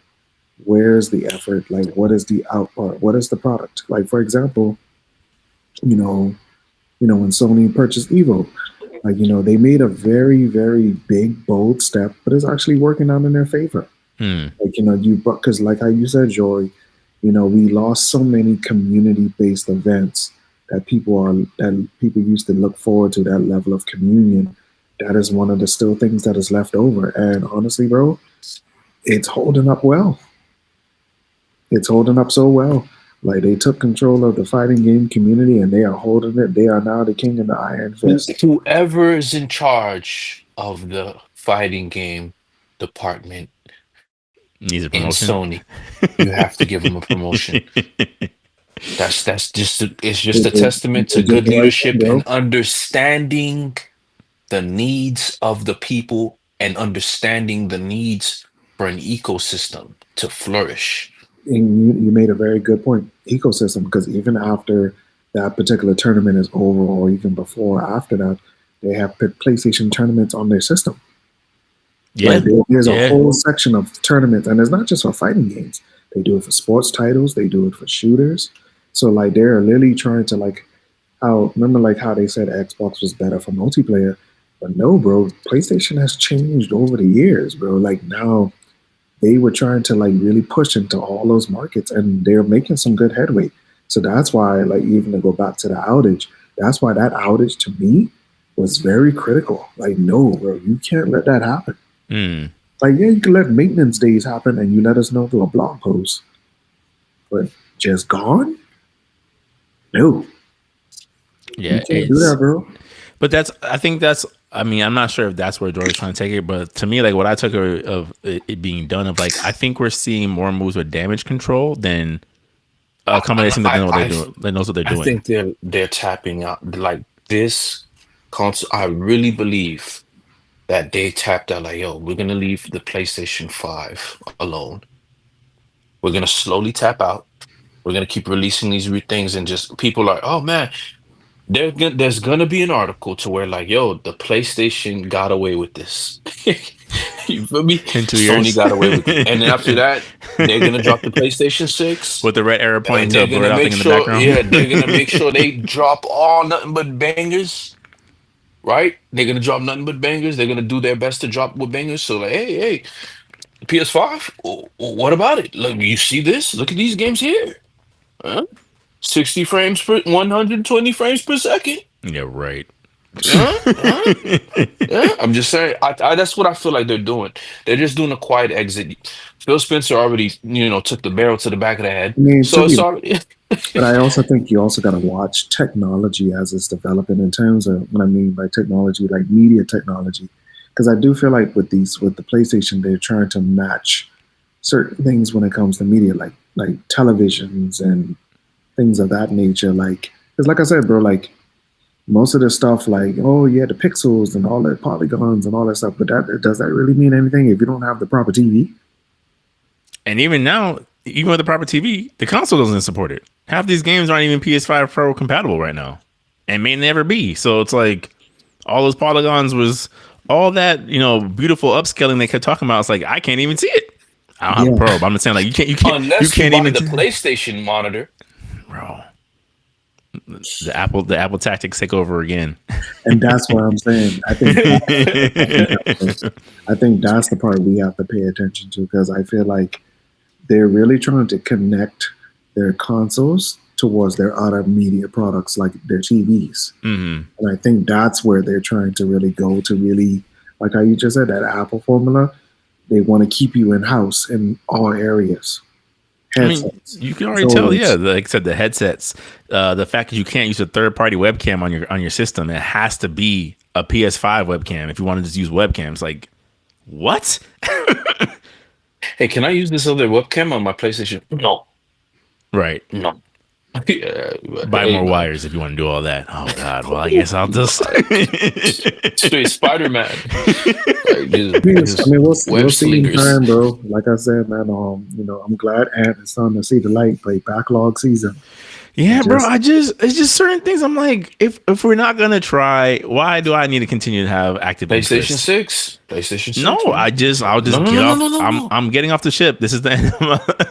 Throwing my little Ryu bag over my shoulder. Yo, Hey, let me up right here. PS6. PS6. no. Everything But is then gonna see, be that's the saved for the thing, bro. PlayStation I would, 6. I drew the line with this console generation, bro. I would not want to invest into another console because, like I said, bro, I really feel like we have reached a very pinnacle point in terms of hardware, and I'm just saying hardware alone, that you could ride this out for a good little minute. Just give us the games. Just give us the games, bro. And They that's got how about 3 people. more years to figure it out. So we'll see. We'll see. Again, I'm with you. I would love to.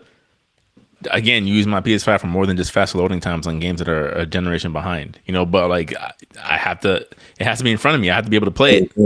That difference from No, it's the Shadow of the Tomb Raider, I was like, oh, no, yeah, absolutely, it's great, it's fan. I'm just saying, but like, I'm like, I didn't buy a next gen console to get faster loading times, and that's it. Like, that's not what that's not what I had in mind when I unboxed the box. Faster loading times finally worth it. And then the last quick Sony topic before we move on to our next segment of the show. Do you guys do we take anything away from the creative director of Astrobot essentially running out of award speeches from the way Astrobot has just been cleaning up across the industry? Do we give any credence? Does this at any point open the eyes at Sony of like, yes, Nope. we are actually going to make more family-friendly games? Nope. Because there's rumors that they're going to drop an Astrobot PS5 bundle soon. Hey, but guess what? That's just spam. You just spam. Like they don't. This is what I don't want to happen to Astrobot. I don't want a cattle prong. More. Like give that game time to breathe and let it make other games. You know what I'm saying? This game has to move at a pace of the next Mario installment. Mm. It has to move at that pace. You got to give your creative times to be creative and recharge. Mm-hmm. I think also you need to give your this is a perfect opportunity to revisit certain things, give it one more try to make it better, and then if not, move on to the next thing before going back to Astrobot and spamming Astrobot to the point nobody cares about an Astrobot anymore, because it can very well happen. I agree. I don't want it to. I think they need to think about it. We're gonna come at a pace. Let's not even think about the next Astrobot. Let's go ahead, guys. Breathe. Come up with concepts for another game that you guys want to make, and then we'll go on from there. Yeah, I said one thing I said on my stream. I was like, "Yo, did Sony forget that they own Fat Princess? Is that just like not a thing anymore? Is it gone? Like certain things, like Heavenly Sword. No, there's no more of that, right? Just gone. Like just. I mean, well, Heavenly Sword is owned by Ninja Theory. Ninja Theory. Oh, okay. Yeah. So then, but don't worry. That company's gonna be disbanded soon. So don't worry. But I'm just saying. I'm like. It's in Phil's again. If there was a time for a Jack and Daxter pitch, it would be now. I would think. Sly Cooper 4. I would think. Yeah. I don't know. Sly Cooper would work.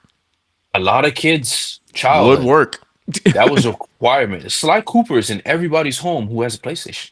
Mostly. PlayStation 2, Sly Cooper's there. Hey, you want to play Sly Cooper? Yeah, man, I don't feel like playing. I don't want to play any shoot 'em up bang bang games right now. I want to chill. I want to relax. Play some Sly Cooper. But nah, no Rayman. There's not even those games don't even exist across the board, guys. Yeah. Which I think these companies are trying to realize they made a mistake there, right? So obviously Sega's in the process of overcorrecting. We're about to get Sonic till we're tired of it. Because they're like, oh, you guys want mascots again? Well, here. Like I think we're about to get a lot more of that over the next couple of years. But you're right, across the board, it's just like even if you were to even mention the idea of a mascot character returning, everyone's like, that would never work, right? You're like, oh, Banjo-Kazooie. It's like, yo, little small 10 to 12 hour game, family friendly, and you call it, like it don't gotta be 4 million sold out the gate, type game. Just something that like builds gives buying incentive. Let's bring back the buying incentive. Give me a reason to want to buy this console, to tell my friend to buy a console. Yo, your kid is gonna love this game. Buy this console. Well, if it didn't work with Crash Bandicoot, why would it work with this? I'm like, first of all, guys, you guys got to do a better pitch. That's it. You do it. Hey, you guys remember Crash Bandicoot? Huh? Like, don't give it boardroom meeting pizza day energy. Mm-hmm. You know what I'm saying? Don't do that. If this is Crash Bandicoot, give us a Sly Cooper, no, not Sly Cooper, but a Ratchet and Clank touch. Then you win. People will buy the game if you do it right, man. Oh, that's all I'm saying. Astrobot did it right because they had passion behind it. And that's which again, shout out to them. Like, again, given a year where we saw what happened to other passionate projects, right? Again, I keep going back to Prince of Persia, The Lost Crown. Like you could feel the passion in that game, and y'all still got the boot. So I'm glad to see They Astrobot at got the least get boot their moment. because just because had a homie had dreads. Okay, that's it. That's crazy. Just because homie had dreads. And rather than double down and really just like because the thing I've realized about games, especially when it comes to like what we were saying before the pod started with Tides of Annihilation, it's like for as much as people complain about these things, we don't want this, we want traditional. It's like when you create something where they feel like they're missing out, they get quiet, right? So when you start showing Tides of Annihilation and it's more socially attractive protagonists with Devil May Cry-esque, Bayonetta-esque combat and Astral Chain Final Fantasy 16 mechanics, suddenly the room gets a little bit quieter. The internet chatter just isn't as loud because it's like I don't want to sit there and like sit on my laurels and complain about a game that I might actually want to play. I think that says something where it's like you can't always like, okay, he had dread, so you're seeing the internet discourse and you're like, well, they didn't want it, so we got to shut down the studio. It's like, no, double down on it because he has something good here. Make a game that's so good that people are like, man, I kind of regret being racist online. I don't want to. I already robbed up my audience. I don't want to. Might have to hide my online status when I put this on. Yeah. But moving on to the back to formula segment, and we can make this quick because it's crazy how this company keeps coming back up into this segment yet again. It's like every week, every time we're like, okay, we might have to pick something different. It's like the Warner Brothers like, I'll do it. Pick me. Pick me. Pick me. I'm continuing to trip over my own shoelaces over here. Pick me. We get Warner Brothers, who we got in not an official confirmation because never an official confirmation, but in a not so unofficial confirmation that the Wonder Woman game that they've been working on since 2021 is being rebooted. And not only is it being rebooted, but the Nemesis system that they copyrighted that no other gaming company can use is no longer going to be in this game. Not only that, but Monolith Studios, who's been developing this game, a lot of the developers that were working on it, the team from Shadow of War, have now left Monolith Studios because they were originally working on a new IP. Warner Brothers told them, no, you're not going to do that. You're going to work on a superhero IP, a la Wonder Woman. And they said, no, we're not. And deuce. So now you have a studio where a lot of the creative leads have left. Wonder Woman is literally back to formula. No Nemesis system. So if we see this game from Monolith Studios, the earliest would be what, 2030?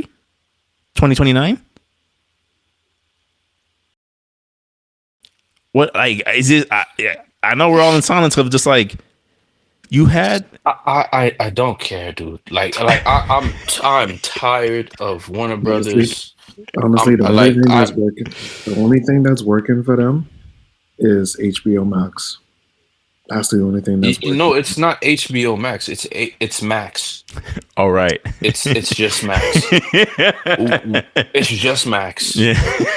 and hey, why do we need color? Right? Let's go to black and white. Just like everything else. Black and white. Hey, listen. Goodbye.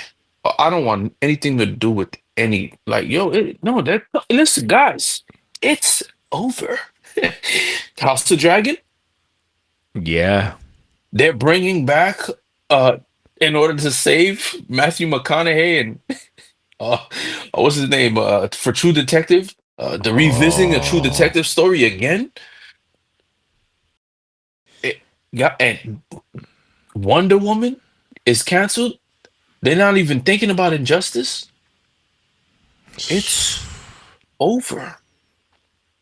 If you think this Superman movie's gonna do it, speaking of, to add something to the list, W Montreal had pitched a Constantine game, and Warner Brothers told them, no, you're gonna make a Flash game. And then when the Flash movie flopped, they canceled it. Yeah. Constantine won't work. We want Flash. and the Constantine that you guys like He's gone. He's gonna be once Keanu Reeves comes back on the screen. Forget Oh. every version of the blonde Constantine that you're getting. They're gonna erase him and they're gonna turn him into Punisher Wick. Right?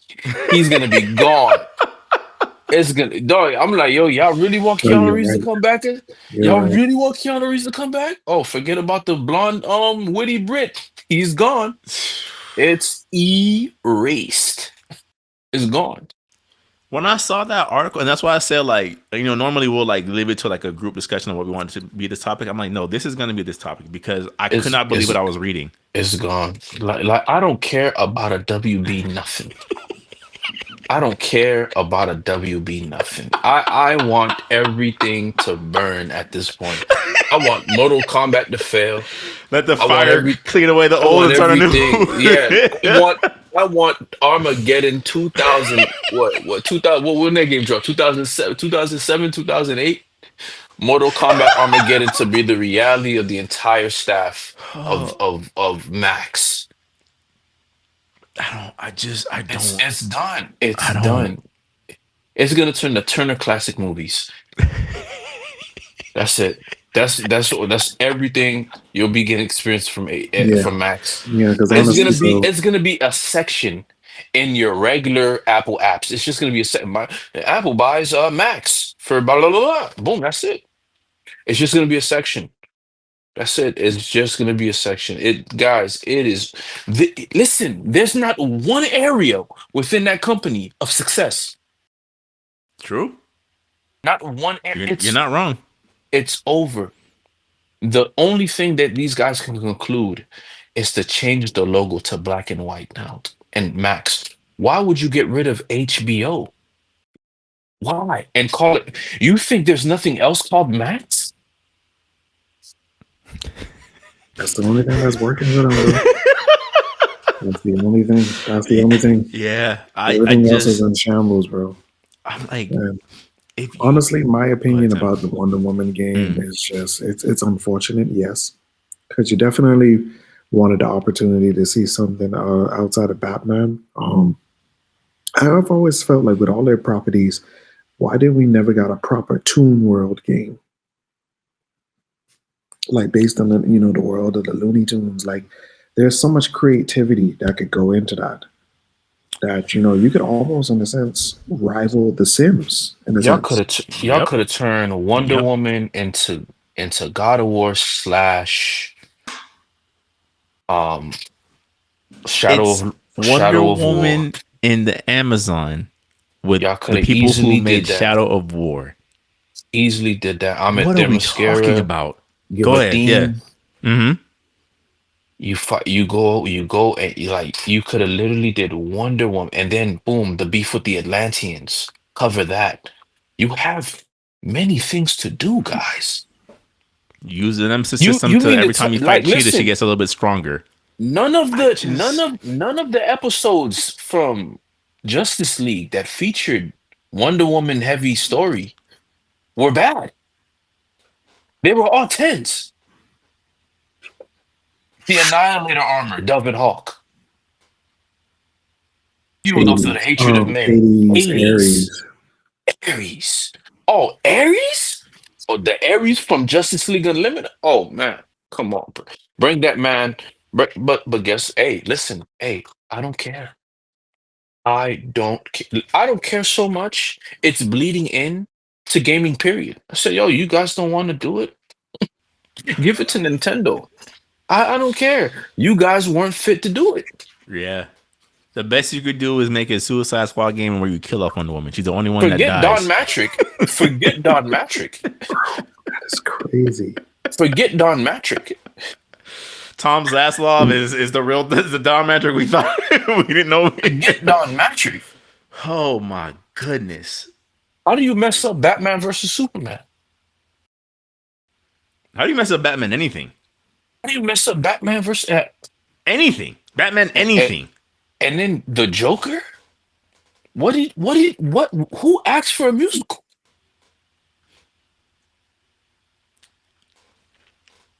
Game of Thrones. Back. Yeah, yeah. To formula. Press the button. It's over. George Bush the button. Just George Bush the You just button. the Asura's Wrath fingerprint from heaven of just and Asura's just you're done. You're done. You're done. You're No, done. you know this is. You know this is. What are you gonna do about the second one? That's what this is. That's what this is. Uchiha Madara. What are you gonna do about the second one, though? Like, my heart dropped 2. My heart dropped 3 times. The shadow got even bigger.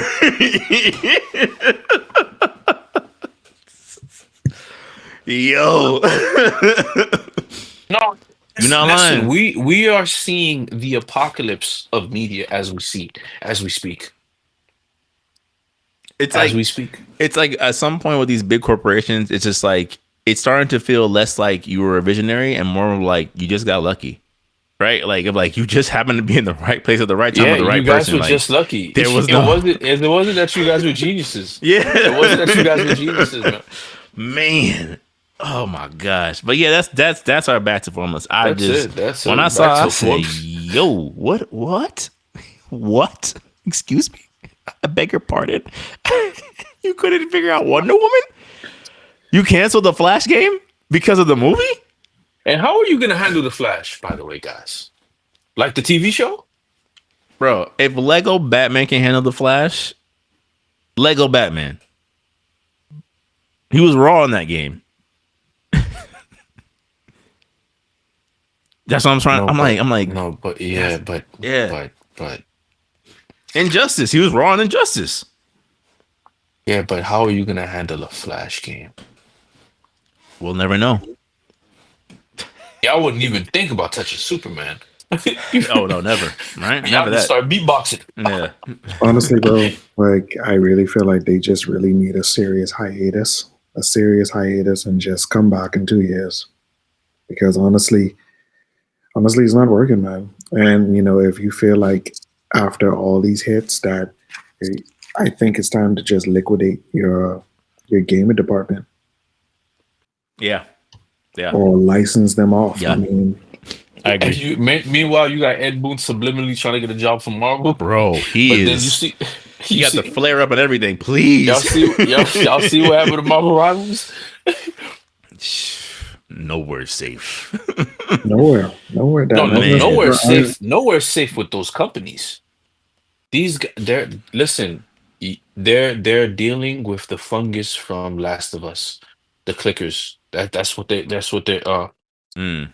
That's it, man. You're dealing Honestly, with though, Los that's what it Plagas. is. Like it's You're come dealing to with a Los point where Plagas. it's the scorched earth mindset. They rather destroy it than do the work necessary to fix it. Mm. Because to fix it costs more, and there's no money in fixing. You mean to tell me I can't buy another yacht? Right, but that's what I'm saying. But there is, because eventually you'll make more money. Like once you fix it, you'll be No, back but to see, making that's- money. that's- But I That's need the my thing about yacht. greed, bro. But that's I the need thing my about yacht. greed. It's just that's the thing I about need my greed, yacht, bro. man. Man, my goodness. I need my yacht. I need my yacht. The scorch. They rather destroy it. Destroy it because in the midst of the destruction, you're gonna get money off hysteria. Right. That's one thing to do. If Right, you create right. panic, you still get money, bro. It's You true. still get money, but to fix it, We saw the it's price just of like how toilet you paper down said the penny. earlier. Just like how you said earlier about the outage. Oh, PlayStation, where's my free game? Free game. You better be grateful we turned the service back on. Exactly. Yeah, it's a wrap, dog. Man. Like it's over, bro. No, it's done. Like listen, HBO is gonna be And this is why we got to balance things out with a bright spot, which is why we always follow these things up with a PSS approved. like so crazy. The Sci-Fi Channel outlasted HBO. And it's thriving, actually, for the most part. Chucky got like 5 seasons before they realized we've done enough with this puppet. Like, for the PSS approved for this week, even though S-Rank didn't agree with us, but sometimes he's wrong. We wanted to talk about the Castlevania Part 2 fight of Richter and Alucard versus Drota. Yes, Tim, join me in applause. Join me in applause. When they tell you Western animation was dead, they lied. They lied. The Castlevania team is proof that the hope exists. It was super. Yes. Honestly, bro, I really did like this follow up series. Like, you could tell it wasn't really heavily based on the lore from what happened in the past, but then when you really look at it, how much could you do? Because it's a 200-year time skip. Mm-hmm.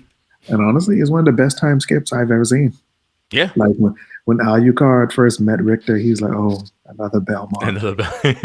It's like he's literally seen so many generations of them. Like, bro, like I'm tired of all of y'all. Right. Even when he met his grandfather, oh, it's you, the little boy, because he's an old man to them. Yeah. He's like, yeah. The last time I saw you, I was 15. Well, how old are you now? Well, I'm a grandfather. Right. Oh. I think I was traveling then. It's like, yo, yeah. No, but the fight was great, man. I enjoyed, of course, the African folklore elements. I gotta give it to them. That was very good. Yes, I know it's a stepping stone for something better, and I'll give it the credit for that. But yes, it was brutal. It had magic, and you could also see the difference in fighting styles between Trevor and Richter and because you could tell after when him and Cypher created a new bloodline, you could see how future descendants, like, yes, they rely on their weapons, but they also mixture the magic in them. Because when he did them little ice shurikens, I was like, bro, he's about to be dead. But then the shurikens came back and saved his life. I was like, yeah, it's. Bro. Like, I guess the pushback I had given against Jory in the chat, I'm like, I get you don't like Richter as much as you like Trevor. That's fine. I like Trevor more also. Yes, no, but we're talking about like a moment. It was just it was like, yeah, it was. It's like how do I explain it? It's like, for me, I mean, like, the animation wasn't bad. It was great. I just wasn't like the story just wasn't. It was just okay. It was just happening. Not to say it was bad. I wasn't crazy about it. That's all. I just wasn't crazy about it. Then, to be honest, like, I think that's what they explained, because they were during, like, it was during France during the revolution times, but they were not a part of the revolution. So all you really saw was a side story happening in a real time world event.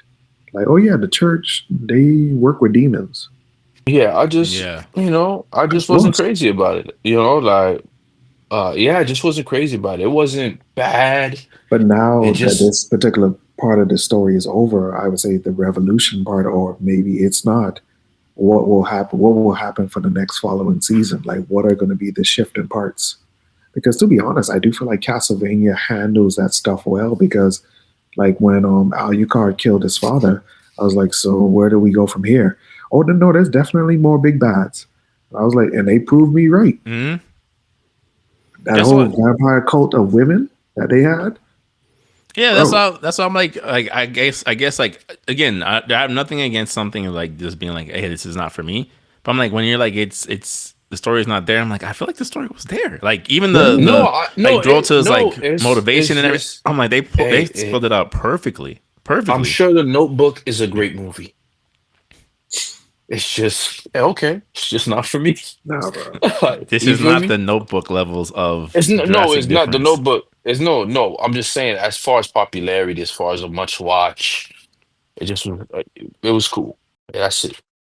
I just wasn't like really sold on it. Okay. I just wasn't really. Yeah, it just didn't do it for me. I wasn't. The African folklore was okay. It was cool. I mean, it was dope. Yeah. Like, that stuff doesn't sizzle the water for me. It was just okay. It was cool. It was good. But if you want me to say, like, that girl that you see over there's a 10, I find it to be a 7. That's it. Not bad.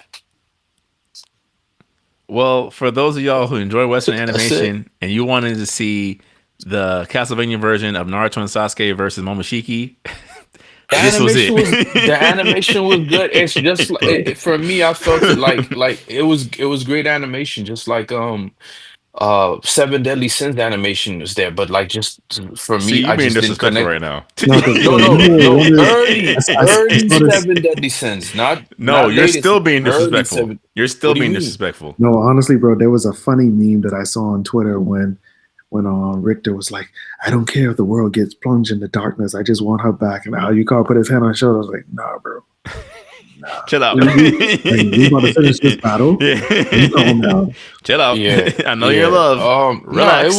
was, Nah, Seven Deadly yeah, Sins. just I think no, the first seasons. That's what I rewatch them, meant to bro. say. Rewatch them. They're not good. Rewatch them.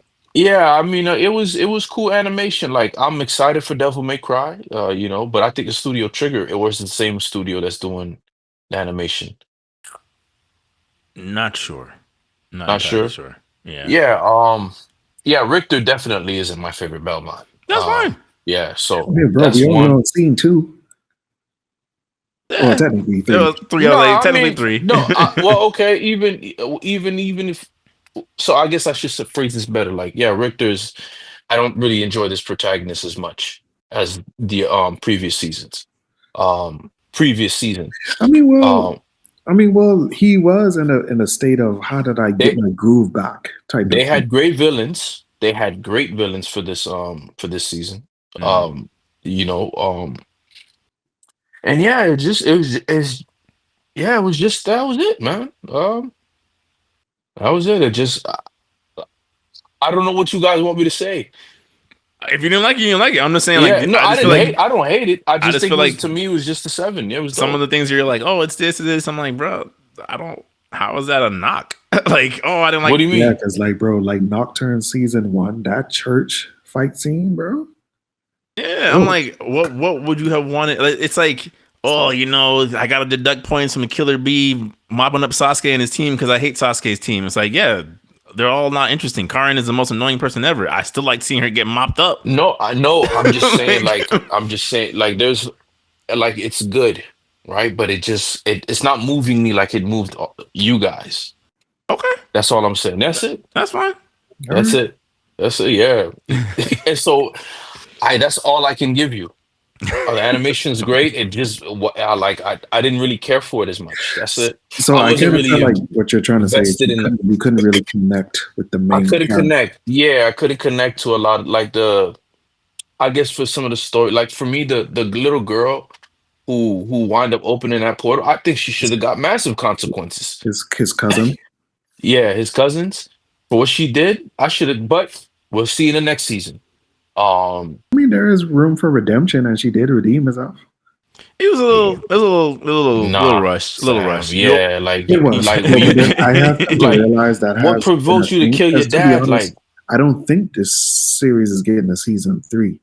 So Hmm. you can kind of tell maybe they chose a decision. All right, if it doesn't, let's give us you have room to old man not, Coyote that's out there, so I'm but you just expecting never to see. know. But Tim's right. They might have had to like cut it down, dude. Because like you could tell they were gonna do more with that one French Revolution soldier that got turned, the girl. You could tell they were gonna do Mhm. more with her, and it just doesn't really go anywhere. I'm like, why would you even take the time to have her become like this sentient reborn undead creature to kind of have her off screen eventually? Like there are certain plot lines Um, that kind of fell by the wayside for sure. yeah, I mean, I'm glad it's getting the praise that it's getting. But yeah, like like it made me feel like how I felt about Bleach. Like Bleach was never my favorite anime. Like, oh, I'm gonna go, but I have to say, Bleach had some very raw fire elements to it. But Mm, like for me, the big three was Naruto was definitely king over Bleach in that season of anime. hmm. And that's how I felt towards it. There's like nothing wrong. It's great animation. It's just I guess the timepiece wasn't. I wasn't really sold. I'm not a big Victorian era guy. Fair. You know, like Van Helsing is the only game I could stomach. Movie I can stomach. From that era, Mm. like League of Extraordinary Gentlemen. I know a lot of people like that movie. I, I, you know, Yeah. I just, Okay. you know what Hmm. I'm saying? So yeah, like Bloodborne. People love Bloodborne. Bloodborne is just. Okay. That's it. That's how I felt about it. It didn't really move me. I just couldn't connect. Just like I couldn't connect to man, what's that season? What video game now? Well, I'll bring it up again once I remember. But yeah, that's it, man. But I leave the floor to you guys. Continue. PSS stamp of approval by majority vote. Majority vote, man. Hey, man, I'm not wasn't here to argue, man. Wasn't here to argue. I was just saying it. But now we can all move in concentrated union as the admirals of old head get off my lawn justification.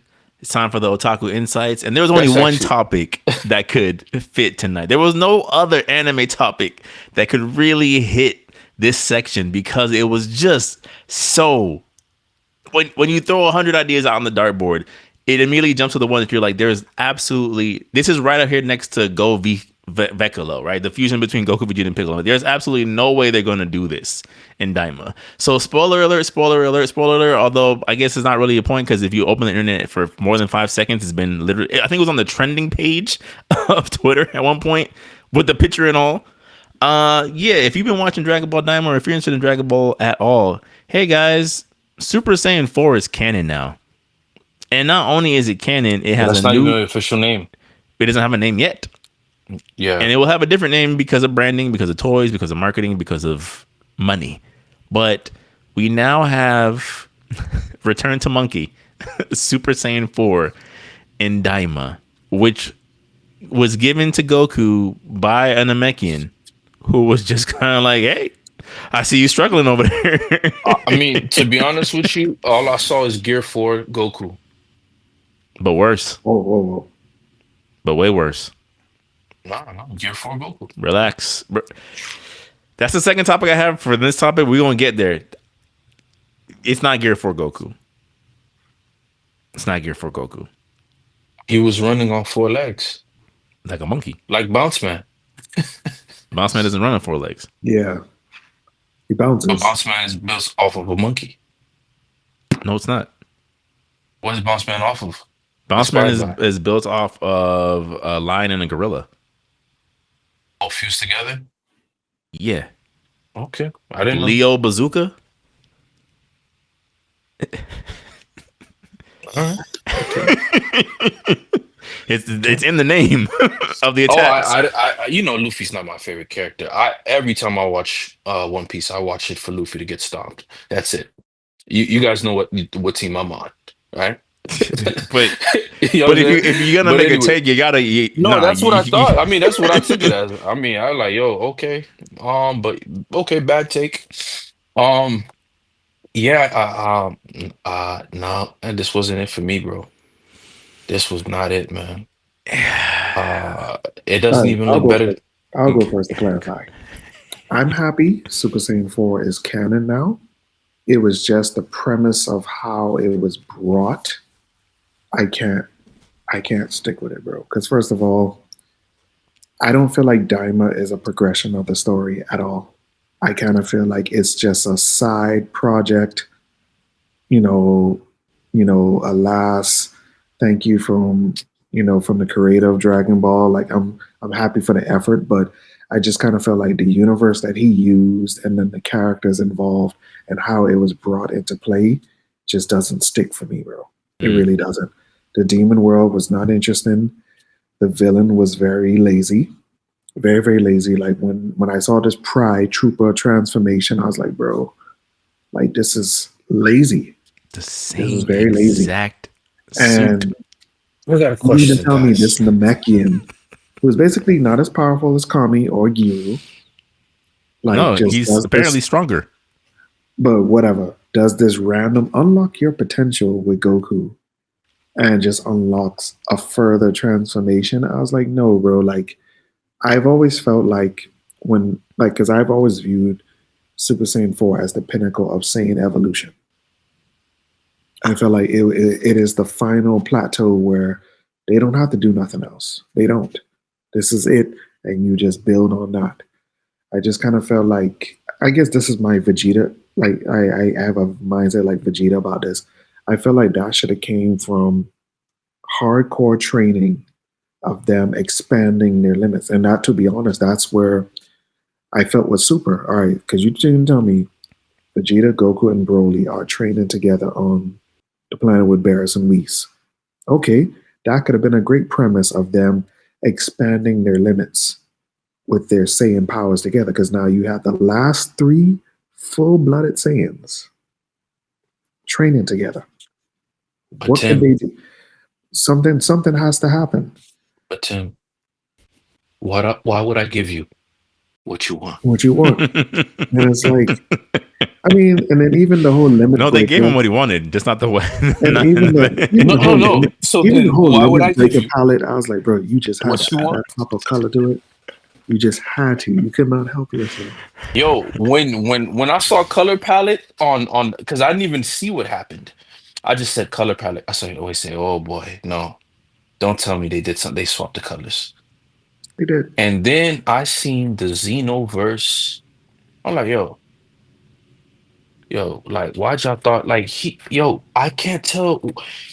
Is this Gogeta or Goku? Number one. And then another thing, Vegeta's right there. So you just abandon Vegeta again? He decides not to turn Super Saiyan 3 for whatever reason. right. Right. I mean, well, Super Saiyan 3, remember, it does have a burnout. So But- maybe he thought, remember, that was always his logic. Like, the burnout is too much. But Goku No, was the Super way Saiyan 3. Vegeta was using it, Vegeta nearly mastered the Kaioken. Honestly, I mean, Tiny Toons Dragon Ball just Vegeta didn't even take as long. Goku took like they did three course correct the whole fact that like Jerusalem okay, days to turn Super Saiyan 3, kid. when GT Goku turns Super Saiyan 4, why does he become an adult? So yeah, they did course correct the whole. Oh yeah, the power. transformation. Yeah. I'll give you 1 point for that, but it's like no, the demon realm was not some. And then the thing about it is, all the other plot I don't, holes that you I just don't, did. I don't like this. The demon realm is the origin of Of everything. I'm like, what? Like, What are you doing? oh, the Cybermen, the Namekians, and then like to be honest, bro, I kind of felt like the demon realm could have been a good way to highlight Garlic Jr.'s race. Tim, Like, or- anything. Garlic Jr., Slug, Janemba. Pick any or all. Literally anything. And then that could have been y'all. But like you said, the that demon clan that Garlic Jr. had. Literally. And then, though, let's not forget about Super Saiyan Buu. Oh, Super yeah. Saiyan 3 Buu. Super Saiyan 3 I couldn't believe that, dog. dude. I could not believe that. But I don't think he got stronger. It was just more so He him just- like mimicking like Goku. No, Like you fam. thought it was so cool. that's a Xenoverse character that's Oh. made. Like, Art Sparkling What Zero got the template ready. and I don't. To be honest with you, this design doesn't look better than the original It doesn't. 4. It doesn't. So that's where I kind of like, and it's gonna tie into my second topic with you guys. But like that's one of the things where I'm like, yo, you guys went through all this work to make Super Saiyan 4 canon, and it looks worse. It doesn't look as good. Magenta. Yeah, it's all the animation tricks in the world that cannot change how wonky this looks. Like you literally made him he has bigger forearms. At one point he's Donkey Kong. yeah. Again, if you were to give me 3 chances to guess how Daima ends, I would never have picked Super Saiyan That's 4 why as why I made him the comparison to Luffy because the forearms. And then the thing about it is you're making it saying like, oh no, this is not a separate universe. I was like, so how does any of this connect to Super? How? And then like how Tekken has proven to me, it's not gonna make no sense. No, it's not. I told you on my At least theory. second makes more sense. Yeah, I told you on my At theory. least Neva's gonna Oh, no, reveal hey. that Saiyans originally came from the demon realm. Also, that's gonna be my theory because the Uzuru has pointy ears. Oh, that was your guys' original Okay, form, and you okay. guys evolved into more human-like creatures. Okay, and now we're done. And guess what? Guess what's next? Vegeta is gonna turn level 4, right? Then they're gonna bug fusion, pop a perk, right? And then fuse, and they're gonna start turning up like that Japanese guy that's everywhere now, just dancing. Like, no, you can't make this up. I'm like, wait, who said that this is a good idea. I think okay, so there's two bits of information that I shared in the chat. I'll say it for the sake of the pod. There was an interview that went out about this series where the creative director of the series basically said that this was the most Toriyama had been involved in several years. Like they originally came to him for some ideas. He decided to kind of write a lot of key elements of the story, which again is fine, especially since it was the final work we get from Toriyama.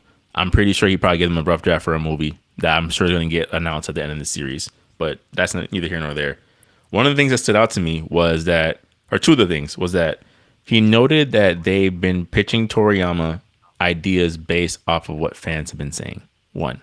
So the idea of bringing Future Trunks back was them. The idea of giving Gohan a new form, them. Right? The idea of making Super Saiyan 4 canon, them. Right? Because they're like, we're listening, quote unquote, to the fans. So when I see something like that, and then the second point was that they were still actively working on the story when animation began. So they didn't wait till the story was complete. There was no like second draft. There was no like, hey, let's edit and tweak some things. They went to production while the story was still being finalized.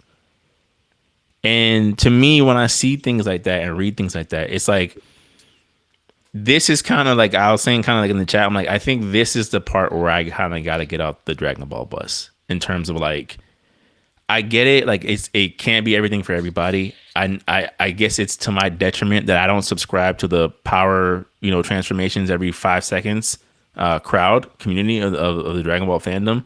But I'm like, yeah, I'm like level 100 Goku. Right. I'm like, I was introduced to a series that, yes, had some plot holes and still does, but there was a level of consistency. Like when Tim shares clips of the Dragon Ball story, it's like, here is a relatively cohesive story.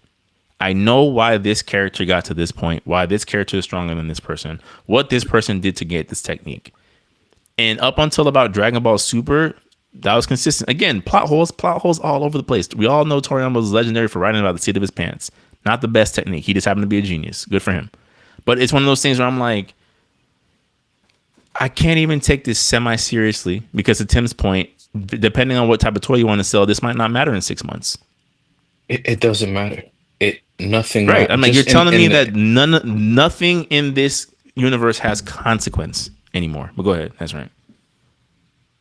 No, like back when, and then think about it. It was originally the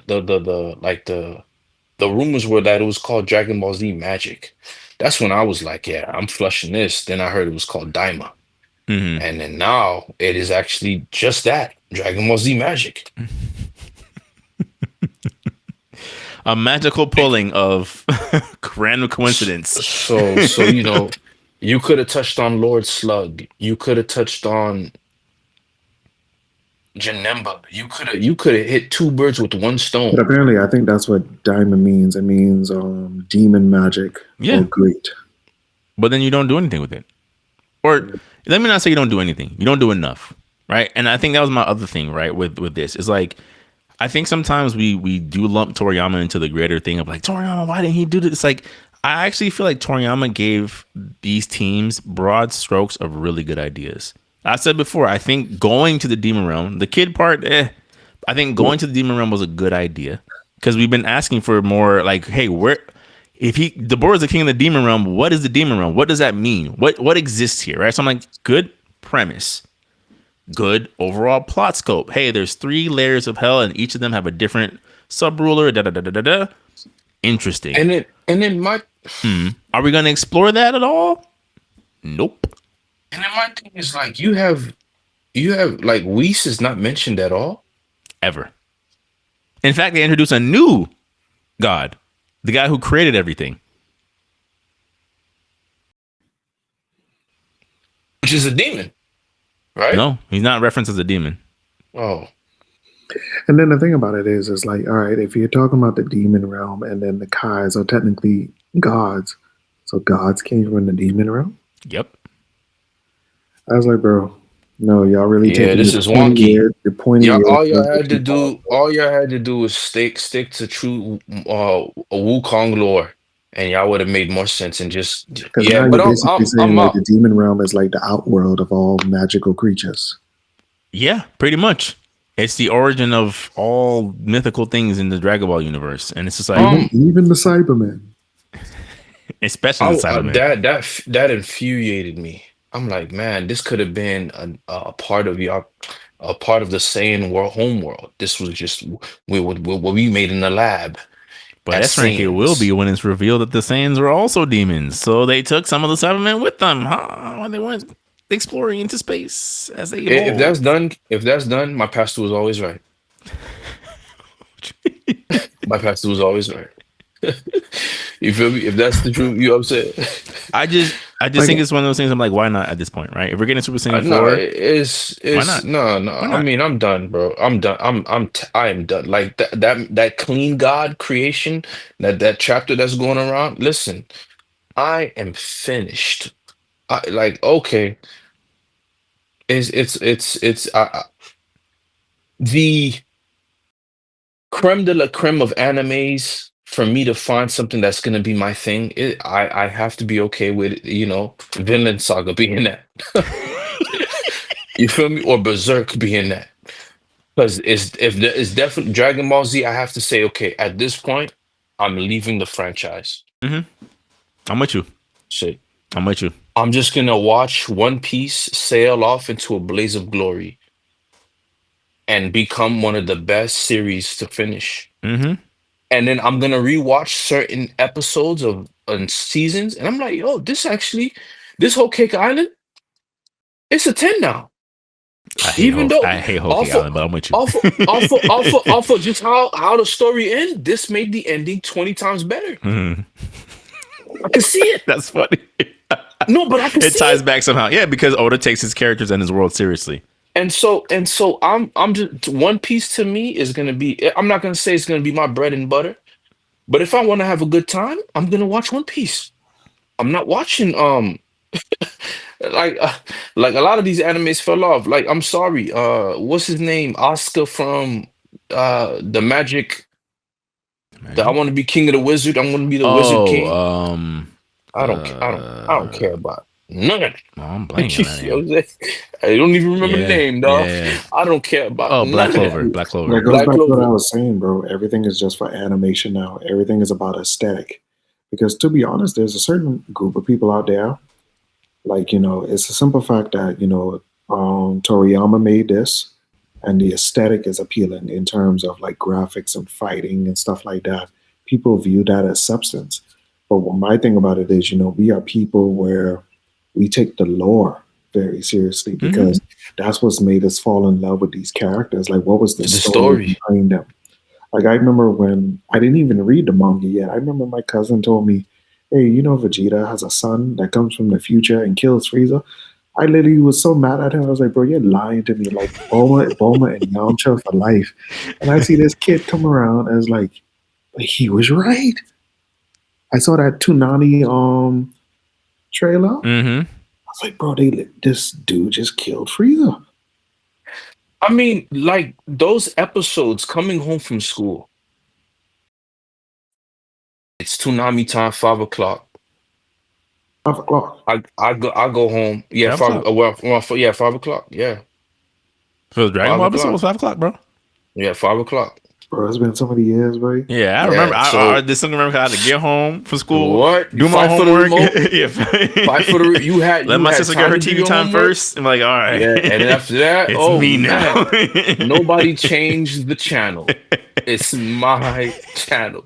For the next Yo, 30 see, minutes. 5 o'clock, you go home, and best believe it's if it's a Friday, oh, you getting that Domino's pizza. You know what I'm saying? So now you home. Hey Joy, did you see the next episode of Dragon Ball Z? No, what happened? Frieza dies. I said, but he just came back. And so my head is like, I can't wrap my head around what's going on. No, Frieza's a mysterious saying out of nowhere comes, kills Frieza. Goku shows up Right. on the next, and I'm like, yo, listen, this is story. This is story. The Cell Saga story. Yeah. I always say the The twist of the Frieza Cell saga. Juniors popping out was like one of the best things. Like you just didn't. I'm like, I did not See expect this this. coming. Yeah, I didn't I expect didn't even this. see the final Kamehameha between Gohan and Cell to take place that way. Mm-hmm. I thought Cell was done. Gohan turned Super Saiyan 2. That's it. That's it. The series is finished. Gohan is now the guy. And then he wasn't the guy anymore. I was saying Gohan for life. You feel me? Speaking of Gohan, where's Gohan and Daima? Here's the thing, right? Daima's like, okay, you have all these characters you could make the adventure 20 times fun with, and you don't take them? You could have goofy trooped the Dragon Ball Z movie, and it would have been the greatest thing since sliced bread. Yeah. Yep. Goku and friends decide to go for a barbecue for Pan, da da da da da, but instead a mysterious da da da da da, boom. But like you feel like you have to turn them to kids for kids to relate. No, I was relating to 35-year-old Vegeta. Right. When I was 6. Right. But then you see, that goes back to what I said in the chat, bro. They've reached a pinnacle point where we're being fizzled out, but then they're still using us for nostalgia bait. Yes. But yes. the kids are too developed in story. You think they got time for this They're like, yo, this story doesn't make sense. I'm getting my students telling me this story's bogus. Doing it, bro, because the money is talking. That is true. I mean, Dragon Ball's sales are back up through the roof. But that's what I'm saying. I think what's happened now is like, so like Tim and I talk about this in chat all the time, right? Like there was a point where we both, I think, genuinely to some degree enjoyed the Fast and Furious franchise. Right? It's like not the deepest plot, right? A lot of conveniences, but some good set pieces, likable characters, so on and so forth. And then at some point they're like, hey, what if we just dial up the spectacle and dial down intelligence, reasoning, rationale, and everything else? Right? Yeah, boys, get ready.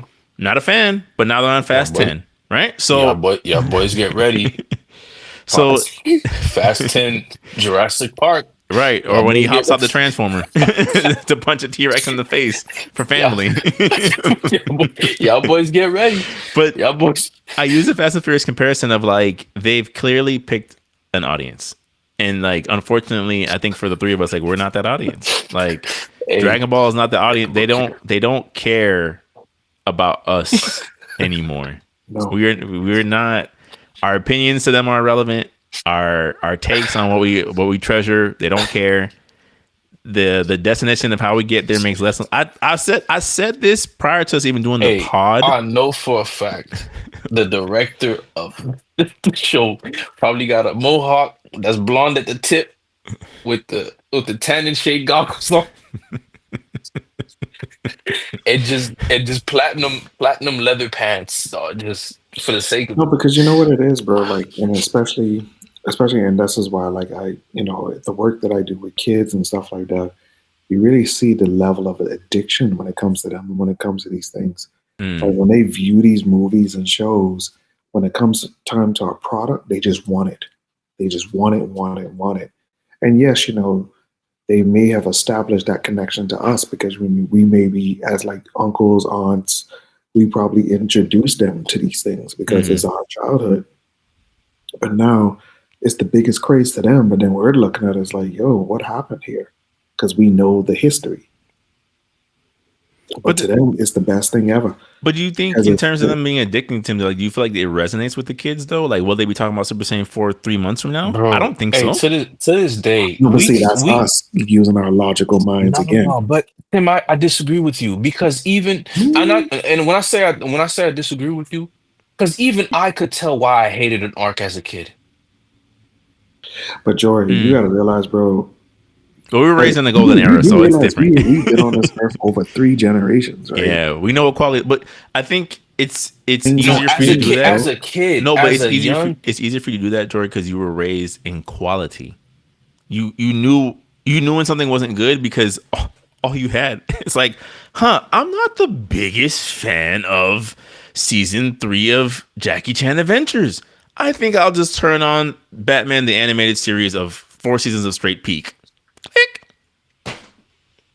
Yeah, I think I want something a little bit more there's serious than Pokemon fading out. I think I'll turn to quality. Digimon where Angemon just nuked Devimon through his chest. Yeah, Click.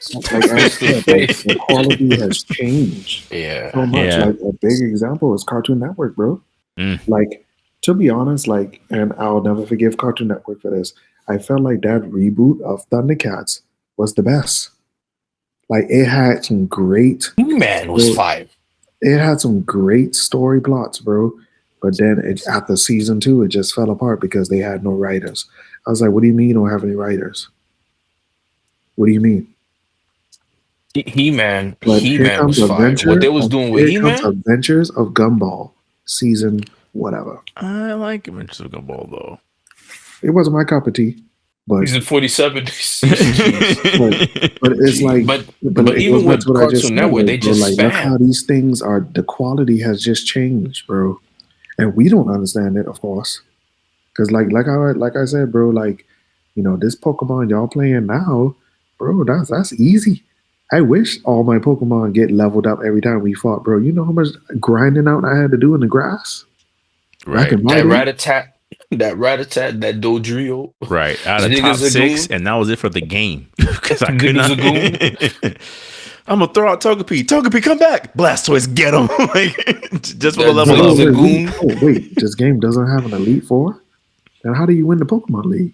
What's that? So what's Yeah. the premise of this game?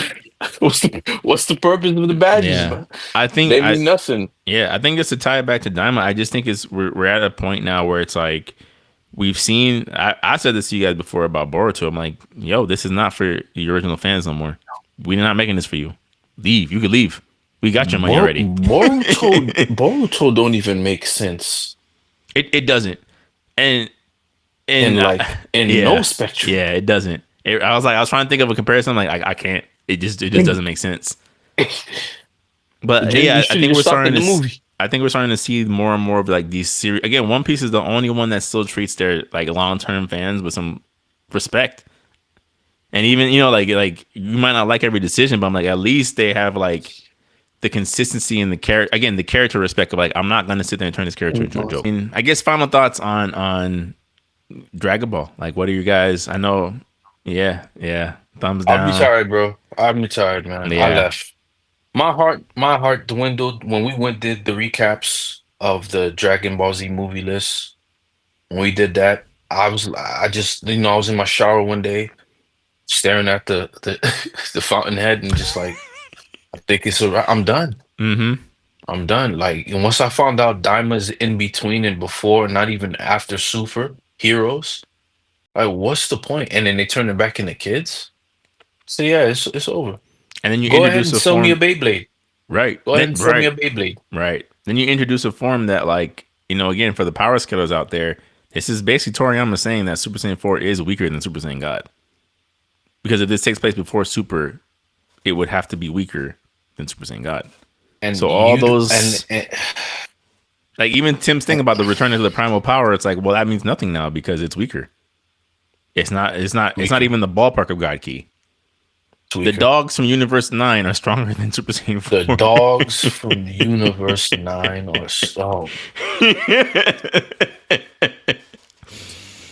Yeah. Which to me wasn't like great designs. I could not believe what I was watching. Like It was. I'm watching Goku fight furries. Like, And my thing about this is so because especially how Super kept jerking around the whole, the introduction of Oob and stuff like that. So you mean to tell me they did all of this stuff within the time skip of killing Kid Buu to seeing Oob?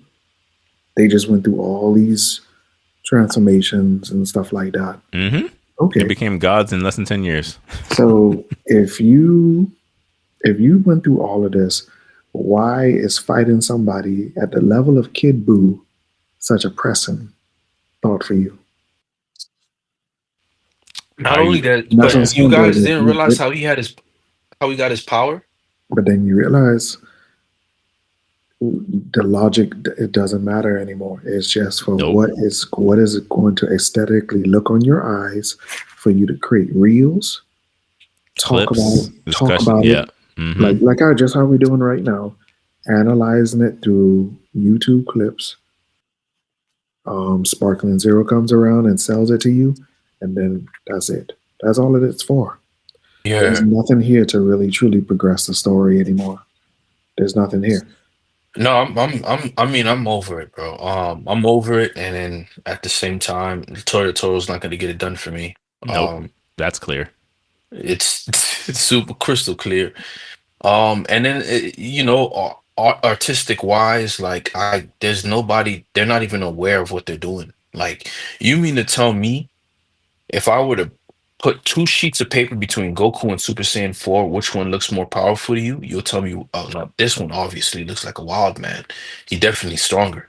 And it's just like you would yeah, it's done, man. And I'm like, do you realize that the fat dude had the belt all the time with his power on it? I wasn't mad at that. I wasn't mad at that because it's just a very Toriyama thing to do. Of like, it was in front of your face the entire. That's a very Toriyama thing to do. You might not like it, which is fair, but it's very on brand with him. Okay, and then so, like, what's the point of the Dragon Balls being gathered together now? What's her master plan? With only two What's episodes left to find out. All right, what's her master plan? And then is this last episode an hour long? probably not. Yeah, I probably don't not. want no parts, man. I'm telling you, Vegeta level 4 is gonna show up. He has to, right? Why not? And then they bug fusion. Why sell one toy when I can sell two? What do you mean sell two? Why just stop at two when we can sell three? Mm. Or They four. mentioned Dooku. Bull fusion.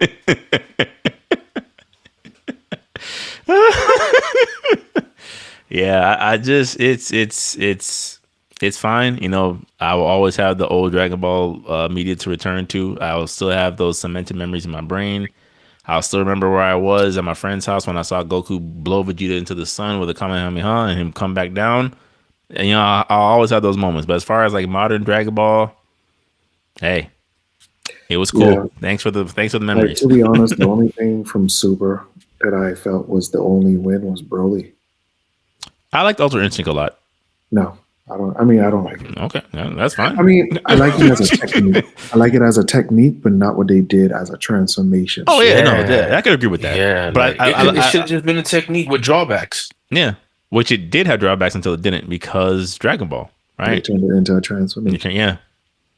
This And whole then, thing of going beyond your limits for your body to move automatically, it's like this is, and that's what I said about Toriyama. Like, I think Toriyama gave them great broad strokes, and they're just like, what if I just ruin this immediately?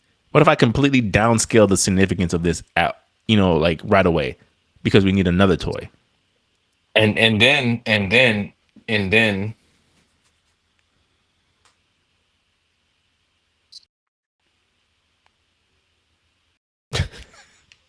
Yeah, and then because I have one last question, and you just sitting there shaking your head no, go ahead, bro. in I'm distress. like, I'm sad, man. Like, this is like TN's move that he did while he was fighting Goku in Dragon Ball. The triangle attack Try thing he it. did. Yeah, that clip I Tried sent to you, me, right? right? That was The Coco. So I'm like, bro. I'm like, fam, this is the same technique he was using on Cell to hold him down. Y'all could have, like, and I'm just like, man, everything that Dragon Ball Z is doing, it just does it. Like, my favorite thing from like Super was Hit. Hit is Okay. probably one of my favorite Okay. latest creations. Mhm. Like, that was completely different form of fighting. They're not used to it, but then now it doesn't even matter. Because you could just be stronger than time. You can just be stronger than time.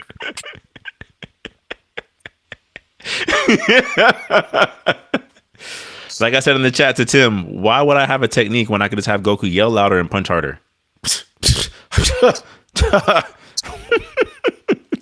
But my last question for y'all, because this got me thinking after seeing this episode of Daima, is the era of the universally loved, and this is not just for Dragon Ball, just in general, like is the era of the universally loved transformation in Shonen over?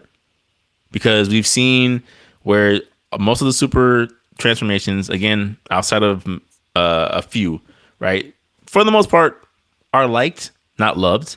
And they've gotten only more divisive as time's going on, right? Like, so, hey, we like that Gohan got a new transformation. Don't really like Beast Gohan. Don't really like that they gave Piccolo more attention. Not crazy about Orange Piccolo. And I feel like that's kind of spilled out into other media, right? So, like, to Jory's point earlier, wasn't the craziest fan of Bowman, but I like Snake Man a lot. But I'm also not a big fan of Gear 5 Luffy. And I think it resonated because they used did it break Crunchyroll as like the metric of things, and Gear 5 did not break Crunchyroll, despite One Piece being as big as it is. And I feel like maybe the last universally liked, for the most part across the board, form that we got in Shonen was probably Naruto's Baryon mode from Boruto.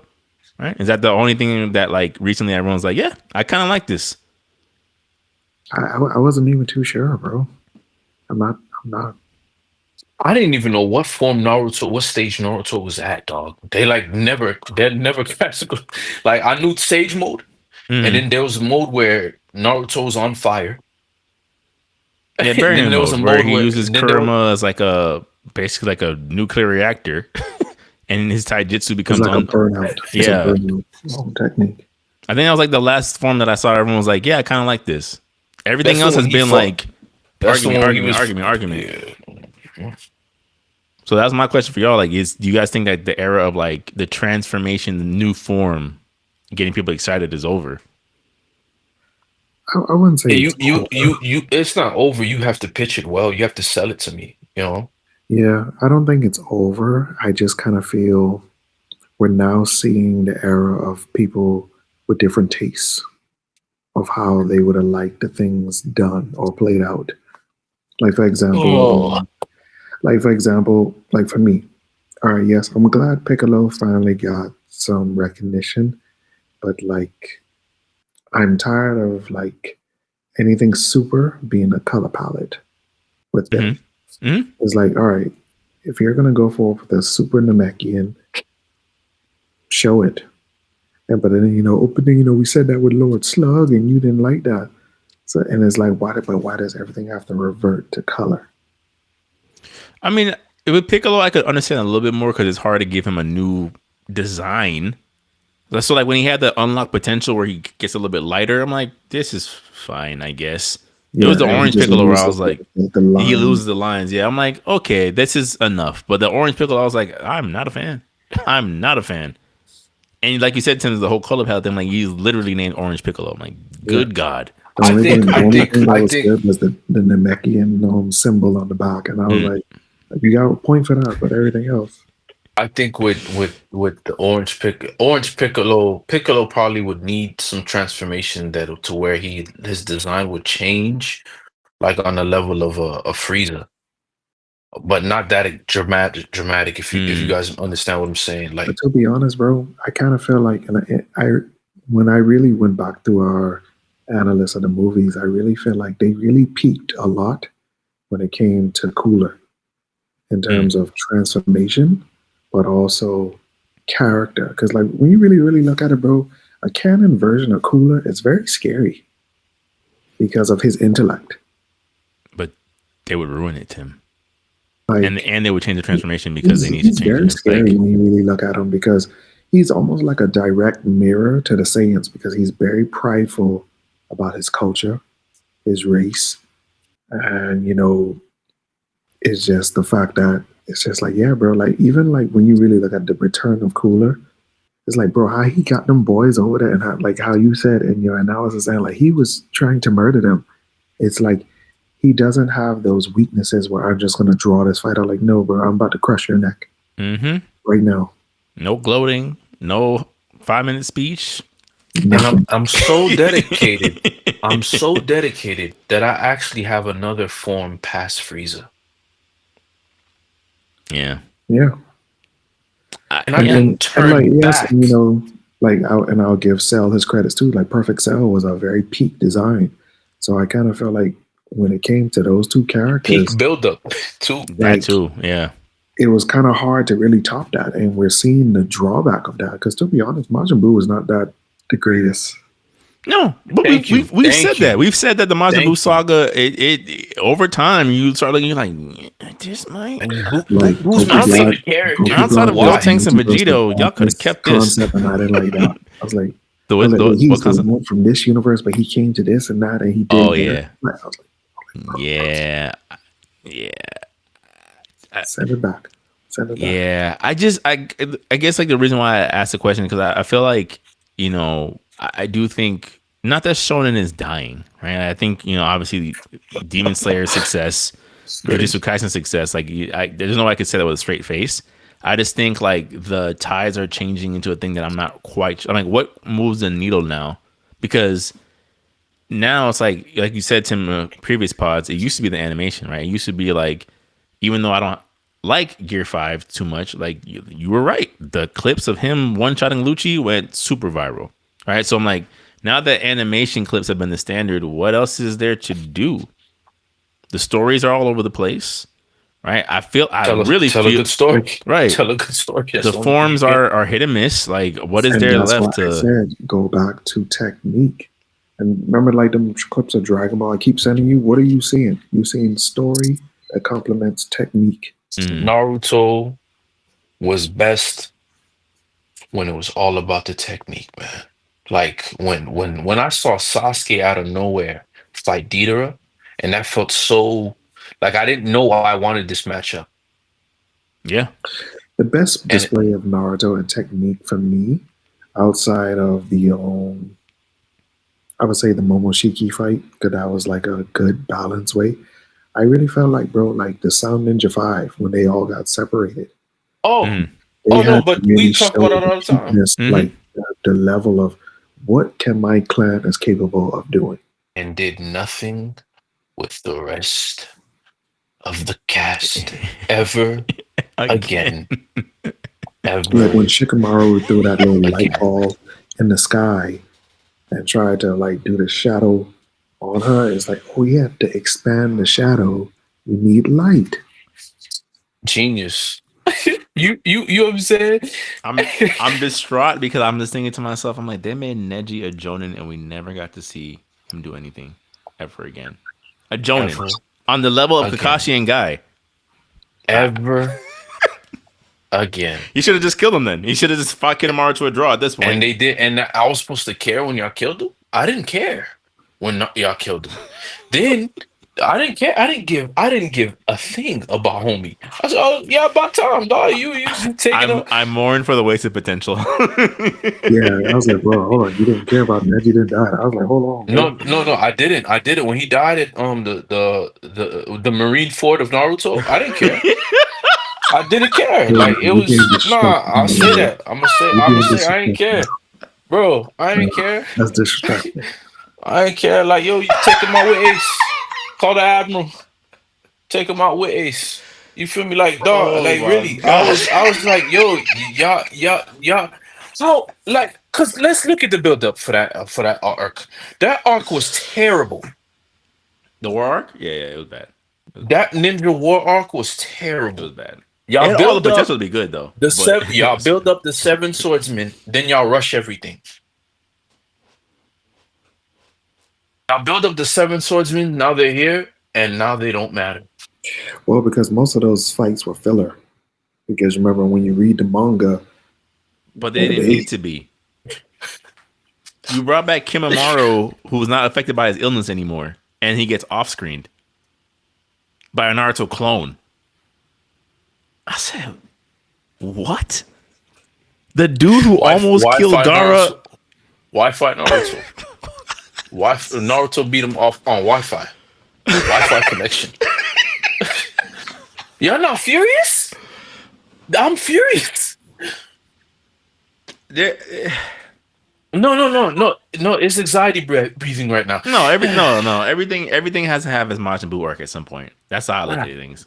but then to go back to the point, right? I do yeah. feel like technique is what could save a lot of these stories. To be honest, that's why I like Demon Slayer a lot. Like, there's a lot of form and technique, which is still could be flashy for animation purposes. Remember the anniversary of the fight of the entertainment district? Like, bro, that broke records online again. because people have been waiting for that day to repost this one clip of them just yelling, hacking, and slashing at each other. Yeah. It's technique because you saw he used sound to detect where his blood magic would go. It's like that's genius technique. Like look at you know Tanjiro. Like technically the only real transformation that you really see is the tattoo on his Yeah. forehead, The and scar gets bigger. every time he uses it, it goes bigger and bigger. Mm. That kind of reminds me of Ichigo when his Hollow Mask. You realize every time he progressed, it had different tattoos, but it still was about actual technique because what is the purpose of a new form if you can't do nothing with it? Yeah. What you said reminds me of Jory's point about My Hero Academia of like Deku lost all types of being interesting as soon as he gained more powers because it was the journey of him trying to figure out how to maneuver through All Might's powers when he didn't have the body to use it. But like, okay, finger bullets and all these things, like all these, like you said, technique and using your mind to get past this hurdle is a lot more interesting than he's just the all powerful one. It's like, all right, well, I don't Ben care. 10, Yeah, I don't. Spider-Man, Web Shadow, Shadow of Webs. What else could he do? He can He literally had a fly. spider sense. He had a spider He was a fog sense. machine. Yeah, yeah. That's so. That's why I just had to ask. I'm just like, I just feel like we're kind of at a point now where I'm like, I understand that transformations are the thing they're using to sell toys, sell merchandise, do all these things. But I'm Oh, like, but these things they don't no, hit. they matter, but they just don't hit because the story, like for example, Attack on Titan transformations, they're not the flashiest, right? Mm. But then I mean aesthetically, they're not like the. But They're when not you a Gundam for understand sure. yeah, they're not a Gundam for sure. But when you understand the story behind it, it hits different, That's true. right? Oh man, Aaron could now crystallize his arm, but you saw this foreshortening in the very beginning. Hmm. So Hmm. the transformations do hit. Now you discover what a Colossus Titan is, and you're like, yo, you guys were nukes? It Yikes! hits. Yeah. It's Hmm. how you deliver it. If, for example, if a Super Saiyan 4 transformation was Goku actually somewhat losing control of his morals, that's gonna hit a little different. You know what I'm saying? Yo, Goku, A more primal power. Yeah. yo, Goku, you just obliterated this. Damn it, what are you doing? Shut up, Gohan. I do what I want. And then like, yo, Goku, you got to get out of this transformation. It brings forth stakes. Hmm. You know what I'm saying? There's no stakes involved. Like when Super Saiyan came about, there were, Goku, let's see how you can finish this and finish this superpowered being. There were stakes. The transformations were pleasing because they needed to accomplish something. Now it's just like they still try to accomplish something, but it like you could have done this without doing this, or why didn't you use it to win? Mm. And when I see this, I'm like, oh, I want nothing to do it. I think transformations will always have their place, but it just has to merit something. Like the Ant Queen when her son was born, Mm. that was Hunter x Hunter. weight. Yeah. Yeah. You know what I'm Yeah. saying? There's weight to it. Hmm.